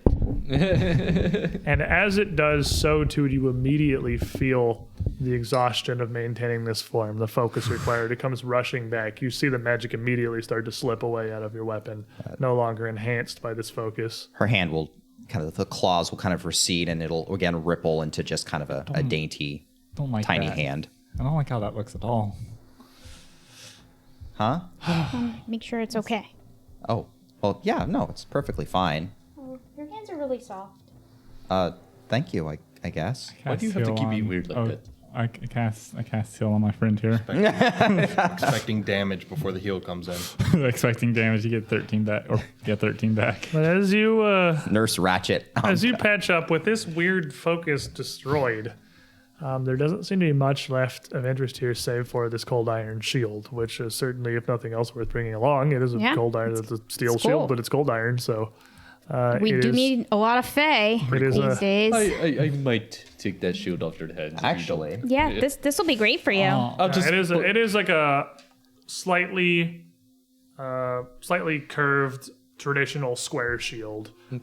Does not even have a proper frame, just a singular like mount and then almost a straight just slab of this cold iron, a bit bigger than you would traditionally make out of your bone or your wooden shields that you could make here. Not massive, it's not a giant tower, but it's a bit larger than what you'd be used to wielding. oh, Zosh, you're bleeding all over the floor. it's just another day. Well, here, let me help. You would certainly be able to patch each other up as yeah. well through Okay. this. There would be With this focus destroyed, no more floating weapons are going to animate themselves around to defend this weird pyramid. No more Nettles. And with that day, as we head back over to the world map, whatever this is would have been addressed. You could head back up out of this strange canyon to meet with the following, ready to descend from these hillocks the following day. And with quite an interesting story to tell. I'll pick up any like stray metal. Metal's not common, so like any stray bits that we can find that didn't disintegrate, I'm gonna pick them up. There's definitely some. It is all like, it is more rust than metal at this point. It is all like warped and rusted and like near unsalvageable, but it's metal. And It's that's metal. Like a thing That's that you guys don't traditionally have. Exactly. So I'm gonna still take use it, some of yeah. it. I'm So going to Pick up that take tetanus. a piece of the ball saw that he clipped off. And I assume there's just little chunks of it. Of course, lying there'd be around. just chunks of just, I'm just going flagstone. to take one of those with me. Gotta add it to the herbalist healing rock collection. Yeah, crystals. Crystals, that's it. What do the crystals say? More crystals. So, returning back here, the interesting tales to tell you're following that evening as the morning sun rises. I assume I'd be continuing our journey east towards the grandparents. Yep. You can see now where exactly it is that you're going, and your direction is more than clear. So, I assume. yeah, we're moving. southeast. Yeah, let's do it. We're just gonna zigzag our way across. Yeah, from there, as the Burning Mammoths would move into the hex next to Gleaming Sun Lake, you could then move 2 hexes, basically going straight horizontally. The Burning Mammoths would move 1. You could move then 2 hexes down to the southeast. The Burning Mammoths would move 1. Yeah, that's Perfect. fine. And here, late in the afternoon, as the following is near closing in, preparing to find a campsite only a couple hundred yards back from where you currently are, you would come across a very strange statue amongst the plains. Oh, great, more statues. It's a very lifelike. Well, this is a statue. That thing was like a weird effigy of metal and leather. This is a huge, standing, very lifelike statue of a rearing mammoth in the middle of a pretty open, grassy flatland. It's very easy to see even from a distance, and at first it kind of just looked like it was a large boulder, but with some strange, jagged pieces atop that you later see are then just tusks. Huh. The statue is seemingly very precariously balanced on its hind legs and has no another base. fact. How big is it? It's a It is mammoth. approximately the size of a mammoth. Very, very large statue. This thing would tower 20 up to the top of the tusks, possibly 25 feet up above you. And it It's has no base. huge. No base to the statue. I'm not at all. going anywhere near that thing. Yeah, it's a fact. Hey, waiting to just fall over The on you. face and of squish this mammoth is twisted and contorted in rage, its trunk curled as if mid-trumpet. And beneath one of the stone mammoth's feet is a grisly smash of now rotting, infested, feathery viscera. That looks cockatrice-like. Stop metagaming. No one What's your won that name? Those fight. feathers. No one won that fight. No one won that fight. I can make a recall knowledge. We can make a recall knowledge. If you have a nature check, you can actually. I do. Yeah, I we got do. nature. We got so much nature. So much nature. No one's nature. Oh, pff, 19. 27. 26. Yeah, it looks pretty cocky. 24. Yeah, it looks pretty cocky. It looks pretty cockatrice-like under there. Yeah. It, Yeah, that's cockatrice. you see the kind of telltale, weird, almost disfigured, chunky wings and fat, short beak of the cockatrice. Still, the beak itself still fully intact, though covered. I love how the art actually has the. Yeah, the art destroyed literally beak. has Has the them. mooshed cockatrice on the bottom, That's and I love awesome. it. That's great. That makes me So happy. if you were wondering if I just added this in to not do the cockatrice encounter, it is literally in the art. So They know. They're knew. self-aware. It's there. They knew. awareness is what we're looking for. Notably, as you are looking over this thing, any of you even trained in nature, especially with the discovery this is certainly a cockatrice smashed beneath its hoofs, would recognize that this was clearly once a living mammoth that has been fully petrified by Oh, magic. wow. It won, though. Sort of. Did it? Well, it's not broken. Pyrrhic victory. It's not broken. I think this is like it's not dead. No one won. Can we fix Everyone it? lost. Its victory is immortalized in stone. And even looking over it, you can even see that on the mammoth side there are several kind of spread clusters of little indentations that look like they were wounds now petrified into the statue. So do cockatrices like petrify things in self-defense? Because it's not a hunting mechanism. doubt it. Because I don't think they eat stone. Shut up. Yeah. It's like the Midas. I'm not a cockatrice biologist. No, it's like the Midas Aw. touch. Everything that you want to eat turns to stone. If the things that Let's say if do the eat things they peck and hit with their mouth turn to stone, they probably do eat stone. Well, chickens peck at 'Cause it- gravel, so maybe. Also, like- there's something we're missing here. Cockatrices could just be jerks. They could just be But- oh, no, dickheads. they That's are. possible. That is It's like I- Gorn. They're just like Can- Gorn. They just eat can- rocks. can we They just fix make their own it? rocks. It's possible, but the magic required is very powerful. It's beyond me, I'm afraid. Maybe one of the lords can fix it. Perhaps we could speak if maybe Nocta could pull something Because together. I mean, it's a mammoth, and it was very brave. It looks like it fought them to a standstill. We should at least try to heal. If anyone has a chance, I imagine it would be Nocta. Okay, well that's a note for later. When we level like 5, we'll come back. Come Mammoth Lords with this guy. Bit more in level 5, I think. What's stone to flesh?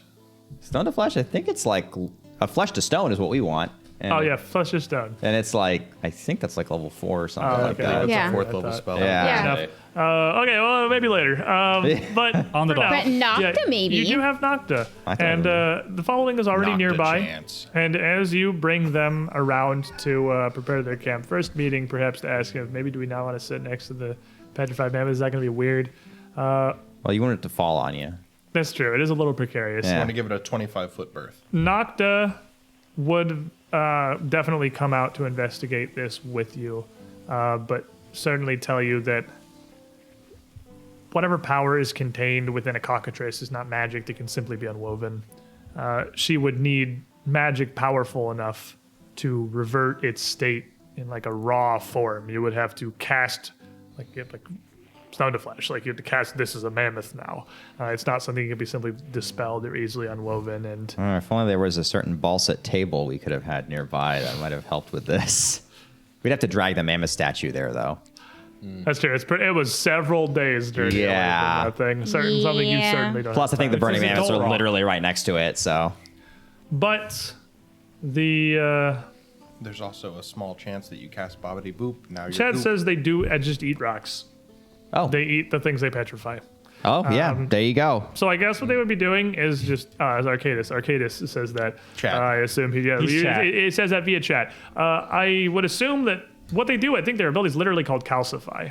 So it's not like they're turning it into traditional like it's a rock. It's functionally a rock, It's more like teeth. but it is. It's now teeth. I don't even want to talk about this anymore. So that night, as the What if your I like body was Barsal the just- Whales' point. It's like a parrotfish.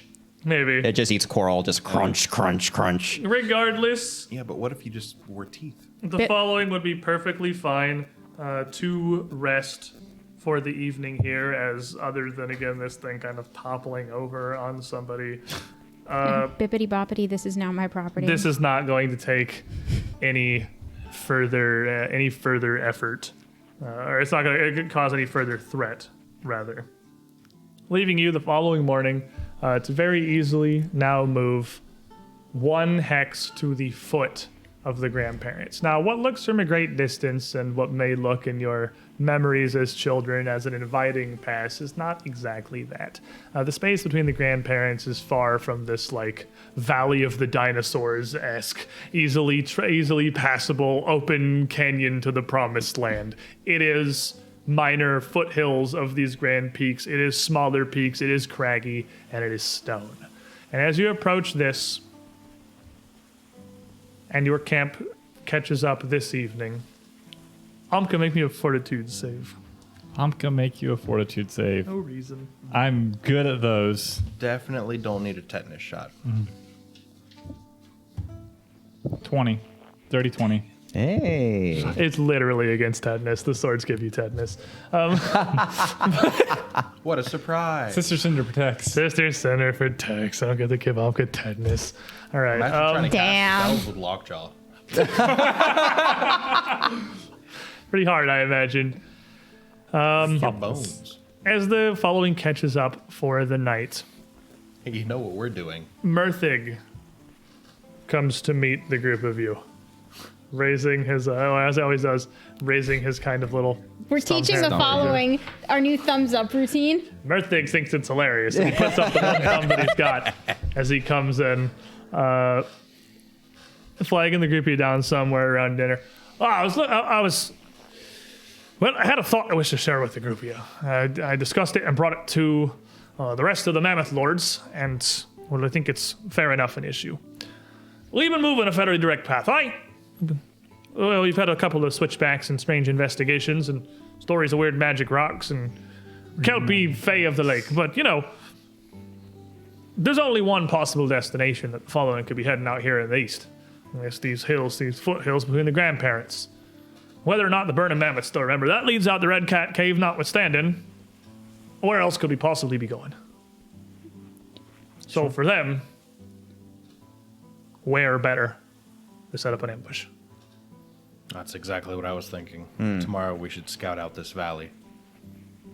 I agree, wholeheartedly. We think it's smart. Let the rest of the Tusks stay put here.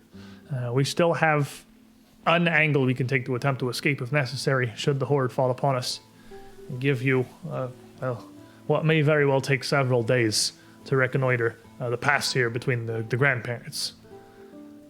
Terrain is vast and not exactly friendly. Believe it or not, from the stories we told you, there are reasons that we don't really travel this way anymore. The Sjorn route has forsaken it. It's hard going, even for a small and very talented group like yourselves. It's going to take a bit of effort.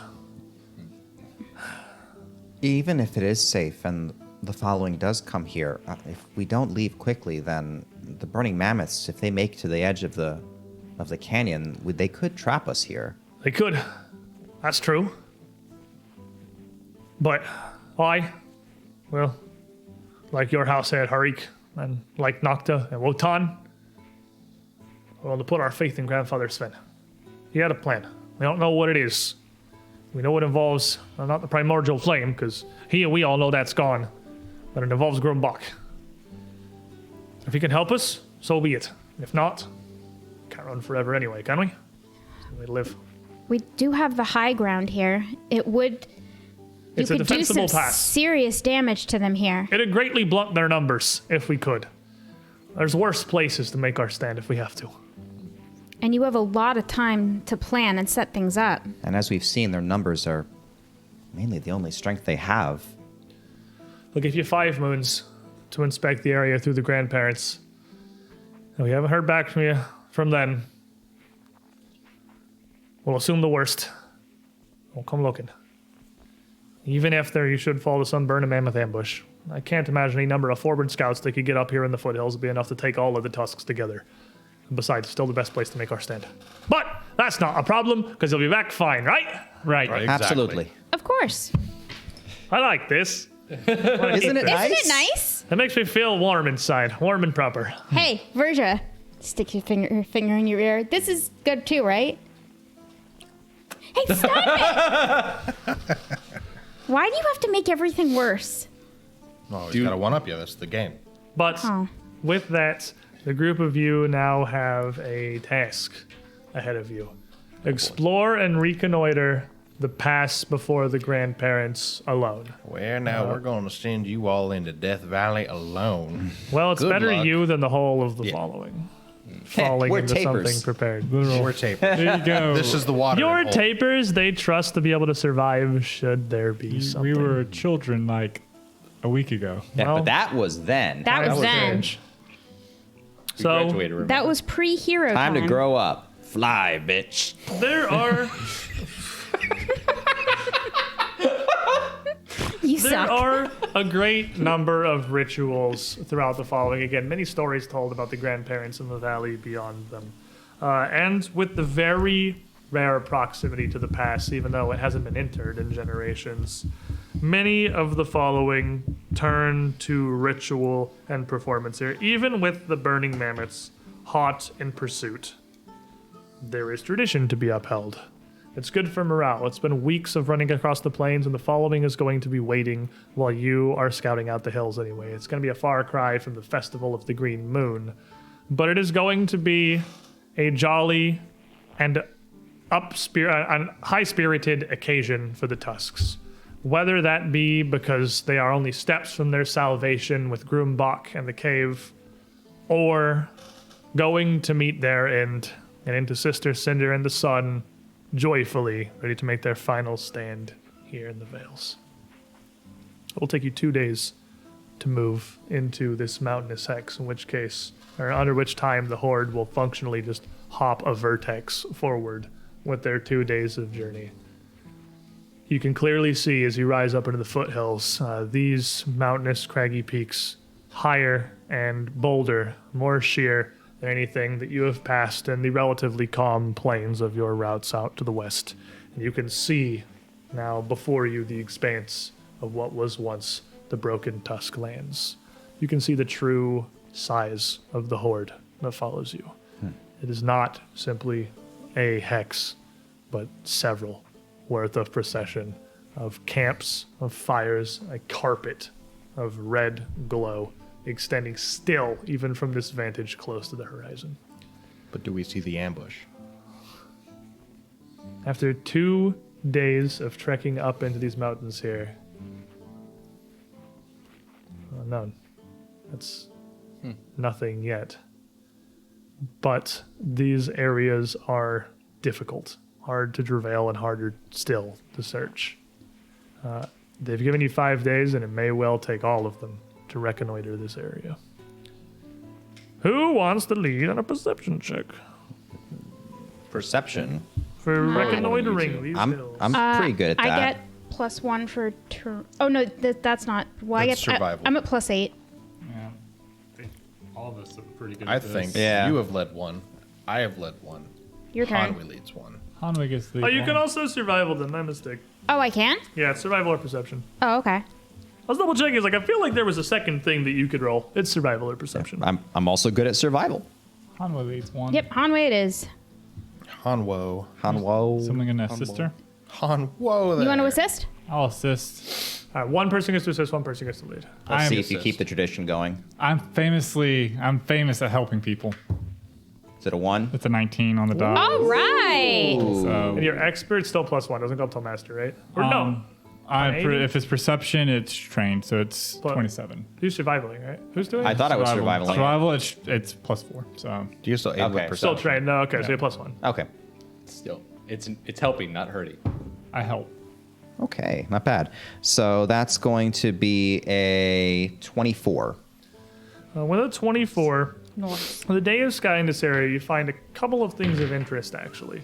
There are some sheer canyons that are relatively narrow, but mostly unbroken, that jank their way at strange angles through this canyon, through this series of canyons and small foothills.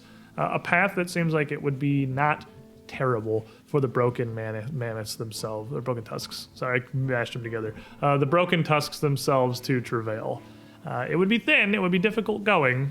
The lords would literally have to ride their companions single file through this pass, which also unfortunately would make it a very powerful ambush point. But there's nothing prepared that you see. Okay. how What they you get ya. do find are tracks around the area. Yeah, that's how they get you. Tracks of several sets of feet that indicate that a smallish party has been through here very recently. The ground here is relatively firm and mostly hard stone and gravel. Tracks would not survive the elements long. These must be quite fresh. We should probably follow them. Hopefully we'll catch them. The Help me day's open before they can activity prepare. We're going to have to do it real quick, though, because we've got to head back if we're going to get back in time for the 5 moons. With the day's activity here, finding their source is beyond the scope of what can be accomplished, as this area was no easier to traverse for them than it is for all of you. It would take at least another day of reconnoitering Yeah. to find out for certain We where don't they've have time. gone. We have to.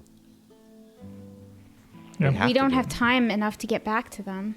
We can't. We're 2 days in. We have 3 days to get If back. 3 days in, it took you 2 days just to get really into the hex and 1 day of reconnoitering. You could spend another reconnoitering and then the 5th returning. Yep. You have time for one. Oh, more. we have time for one more? Oh, okay. All right, then we'll give it a go then. If we can track them down and find them, and that hopefully you are get some certain- information. Now that you are continuing to Now I have prey. to follow tracks, it's a bunch of tracks. It's not one trail, so you can hunt something. I'm but, gonna hunt one of them. One of them. I'll just Hunt a roll. I'll particular- roll Hunt- out which one you have Yeah, that's if it fine. becomes relevant, I guess. It's relevant for my tracking. But you would, at this point, it would certainly be easier to follow this with survival than perception, which I'm sure is fine news for almost literally all of the party. Yep. I will aid I'm if you would I'm like a- to track. doing pretty good. Don't make it worse. I get a 12. That's a 22.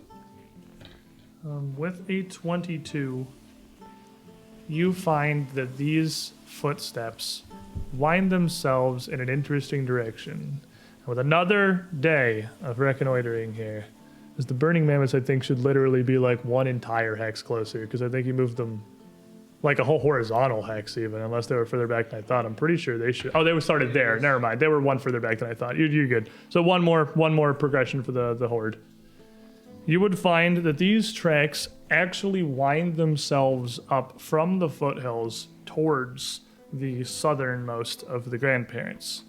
Up, starting to trek and climb towards the southernmost peak. The day of following these trails will actually move you 1 hex southeast if you track them that far into the mountain hex here.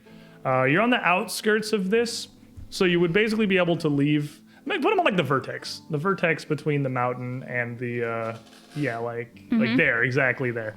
As you move up into these, it's almost terraced. It's almost step-like. These sheer rock rises and cliffs and rises and cliffs.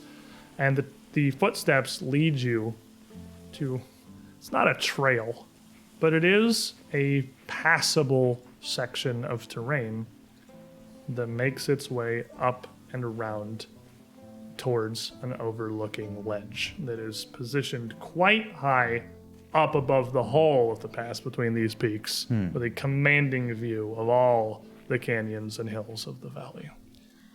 Well, So you would see that this is going up towards that, but you would be not up there. You're like the base of this and seeing how it can wind around. the good news is theoretically there's only one way down from there. Well, there's a few, but only one safe way. So if our goal is to nullify them, we don't have to go after them necessarily. We need the information. All right, then I guess let's all. I They could guess probably see the whole valley from there. They could see our entire following. The minute they begin to move, if there are any ambushers lying in wait, they just need to make a signal fire, probably, knowing how That the mammoths canyon like it. Even with that canyon you found, your following will be passing within 300 yards. Oh, then we can't- Of this yeah, we can't overlook. let So, that- Like, that's still like a huge distance, like 300 but yards. that's but, still yeah. that's too close for comfort. But like you could conceivably, like one man with a bow is going to be no threat. 40 might. Yeah, but if they can if the signal rocks- where we are, Yeah, that's really more. that's what my really more of the is. concern. They would certainly see. They would very possibly have a view. Like, well, not even possibly. You can see from up here. You can see your following some half a mile back on the edge of where these foothills really start to get sheer. Looks like we're gonna have to dispense with them then. We might be able to get the drop on them. I don't know if they've seen us yet, but probably. I don't think so. We've been pretty stealthy, and they were pretty far ahead of us. They overlook the valley. They don't overlook the path up here, and they wouldn't have been looking for a small scouting party. I think we may be safe if we approach quietly. All right. I guess I'll continue to take point. Worst case scenario, whoever we find up there, we can throw off the cliff. Wrap some cloth around those hooves of yours. Good point. I like throwing our enemies off cliffs. Great idea. Don't throw everyone off a cliff. Don't Wasn't- forget, we need to ask them questions. I don't want to throw anyone off a cliff. So what are you doing as you proceed up this trail? Staying hugged in close to the wall. Sneaking. Like, Sneaking in here in the front? yep. Okay. Avoiding notice. I'm not subtle. No, you're not. You just look with eyes. I'm looking with eyes. Clip, clop, looking with eyes.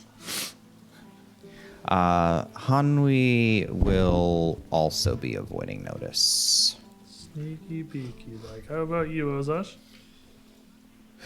Axe and shield out in hand, just in case. Shield up. Shield up. As a group, you New wind. shield up specifically. New shield, fancy cold iron shield. As you wind your way around this pass,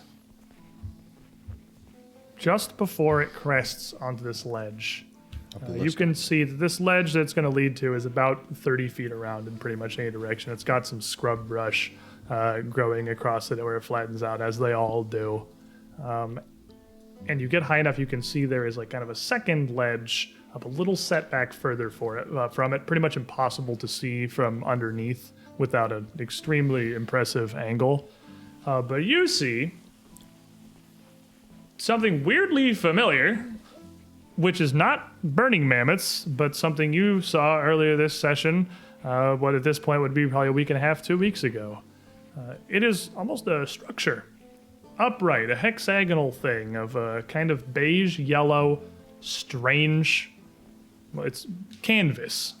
It's rough, but almost perfectly flat, and it's wrapped around several supporting beams, kind of like the high tents that the group of you use, but like one single piece somehow.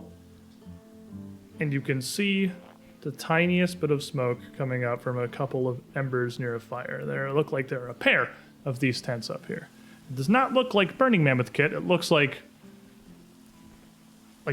kit that the Heffling and the Tulden man that you found would have had. Looks like something. It looks like what Pericles had next to his pack. Climbers. They're on the mountain trail. 'Cause they wanted to do a hard one. We found. People who really shouldn't be on a category 4.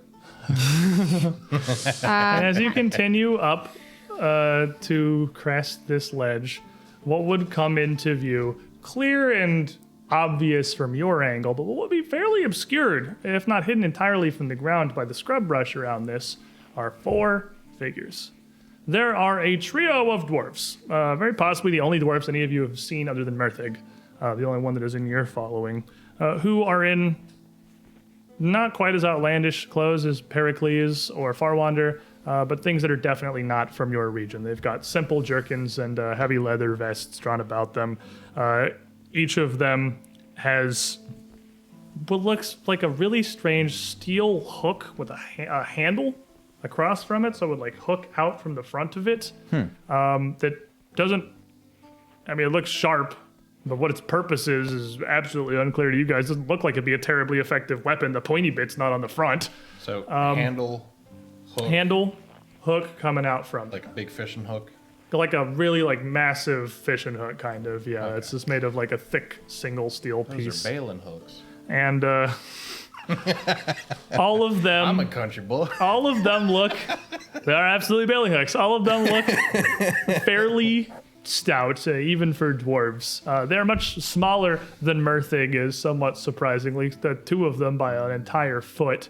2 of them are sitting down in the back of this ledge with one burlap sack sat next to him with some gold and silver coins spilling out of it, and they appear to be playing a dice game between the 2 of them. The other one is leaning up against the rock near the edge of this, watching the trail, and since you're not all sneaking, as you guys come up, he would see at least the people who are not sneaking, and only the people who are not sneaking. So he would see Amka and Ozash for sure, as the rest of you kind of conceal yourselves among the trail. And me. Oh, right, you're not sneaking. It was just the 2 of you that were sneaking. Right, Virgin, not subtle. He would see the 3 of you. Mm-hmm. He doesn't, like, reach for weapons or call out or anything. He just sort of looks confused. But behind the 3 dwarves is a 4th figure. That is a woman. A woman who is dressed up in a very, like, almost garishly sky blue outfit, some quilted leggings, a huge scarf drawn around a fairly simple blouse. She has a couple of brass pieces of armor, mostly just on her knees, her elbows, and on her feet. And she has an incredibly wide-brimmed, kind of floppy, almost identically colored hat. It kind of looks like a tourist. She looks friendly. Definitely does not look like she is from here. She's got a very angular face with a complexion a bit darker, but features kind of similar to Pericles in that she seems like she might hail from a similar region. A tall dame. And a couple of implements around her belt and in a small pile of goods next to her, as well as a black and gold bound thick tome on the ground next to her, but at least to Ozash certainly identify her as an arcane caster of some kind. She is kneeled down behind the scrub brush, just sort of looking the general direction of the following, kind of kneeled down on one knee with a small little three-legged wooden stool that just keeps her butt 6 inches off of the ground. Like one of those crappy little camping stools. And she looks just bored out of her mind with one fist against her cheek on the one knee that she has up, just watching down towards your following at the mouth of the canyon. And the dwarf immediately sees the group of you, sees you kind of wave, sees the thumbs up, and turns around and says something in what sounds like it might be the same language that Pericles and Farbanner were speaking. And she sort of starts and turns around, sees the group of you, puts her hands up, wiggles her fingers, a smile comes across her face. Arum Vexilla! Hello. Hello. Hello. In Halit. Aurum Vas We should have. Dordum Troxima Cantero? No. Trox We'll just good. Vantama Do Varika Amina. I think she said the same thing, just louder and slower. If I may, Ozash picks up a stick and Amina! starts writing archaic runes, basically asking her the question in, well, arcane, like, who are you? We are friendly. Forum Domino. Forum Domino.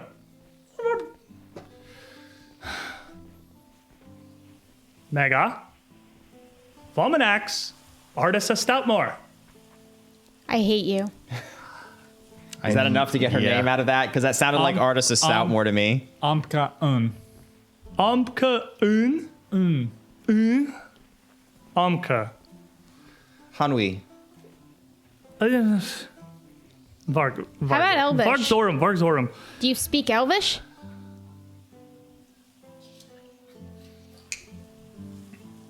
Speak Sylvan. She points down towards the following, clearly visible. The broken tusks. Yep. Dominus Cartorum Nomine? Yeah. Claps her hands like a giddy child. Okay. Ominorum. Vamana. Unus. Bormino Magnorum. Mammoth Lords. Gordimo. Vox. Nomina. So I know this is probably not a good idea, but Verja doesn't know dwarves hate giants. I'll try speaking in Jotun. And as you start speaking Jotun, the two dwarves have obviously stopped their dice game, and one of them just kind of looks at you, cocks their Do head. you understand? Why in all the hells you speak giant? Ha. And Stoutmore turns around. Vormox Don Dominorum. Nomina Lamentag. Oh my god, it's translating for us into Jotun to translate to him into. You know who also speaks Jotun? I mean, this is better than You also speak traveling. Jotun? Yeah. Well, fucking, well, these two understand. The dwarven woman. in that same language, quickly replies, turns back to you. This is the resplendent lady Artis of Stoutmore. She wishes to purchase one of your mammoths. Purchase? Purchase? Translate roughly to, I guess, barter for our animals. The barter for a mammoth. I know. I'm sure you can say mammoth to your own people, yeah. Yeah, I don't know if Jotun and Halit. It's not a direct translation, but I'm giving you for the purposes of this Yeah, okay. conversation Yeah. progressing Yeah. ever. I'll just tell you the intent of. I'll tell you if Wants you to can't buy get a the mammoth. whole thing across. Wants to barter for a mammoth, and then She can't have our family. I know she can't, but Yeah, that's what she wants. that is not our decision, and is likely the following will say no. He turns back to her and says some stuff. And you see her. Oh, Fox! Fox Dorminal! V. Lamatus Moxile! Tartorum! And you see her literally stick her hands into a little, belt pouch she has around her belt and just starts pulling out some stuff. She pulls out, a white, frilled, very thin handkerchief and a small glass bottle about half full of a black fluid. And she reaches down a couple of times. She keeps sort of fishing around a little bit. 6 copper coins. Namina Tardorum Dorminolo. And dwarf. Vox? Dominus Vox! Lady offers these fine riches for one of your brood. More than enough, certainly, for animals common in this land. We have no need for. She's got a coin. lace handkerchief and a inkwell and 5 pennies. We have no need for foreign money, coin, shinies. What? But there is a mammoth. How many days back was the statue mammoth? Probably 3. There is a wild mammoth about 3 days travel west. You see her kind of snicker. The dwarf sitting next to her kind of looks over and she mutters something in Dwarven, which I don't think anyone speaks either. And the lady snaps her fingers and she translates something up to Stoutmore. She just picks up her spell book and starts flipping through it.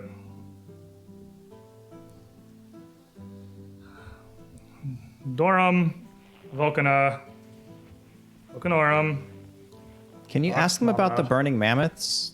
And the dwarves They're just kind talking of about silly things. look at you and they pick up their dice, put them in the bag, and kind of kick the dice off to the side and start taking a couple steps back. When she does that, I'm moving very quickly. Sphera Flamai and pulls up, starts pulling up an orb of fire into her hand. And I think there, perhaps, is where we leave today's session. Oh boy. Surely this will get Yeah. her mammoths. And next week, We kill We another come back. Stoutmore. We didn't kill the first one. you were close. You were in the right session, but the wrong encounter. This is the Stoutmore, my fine friend.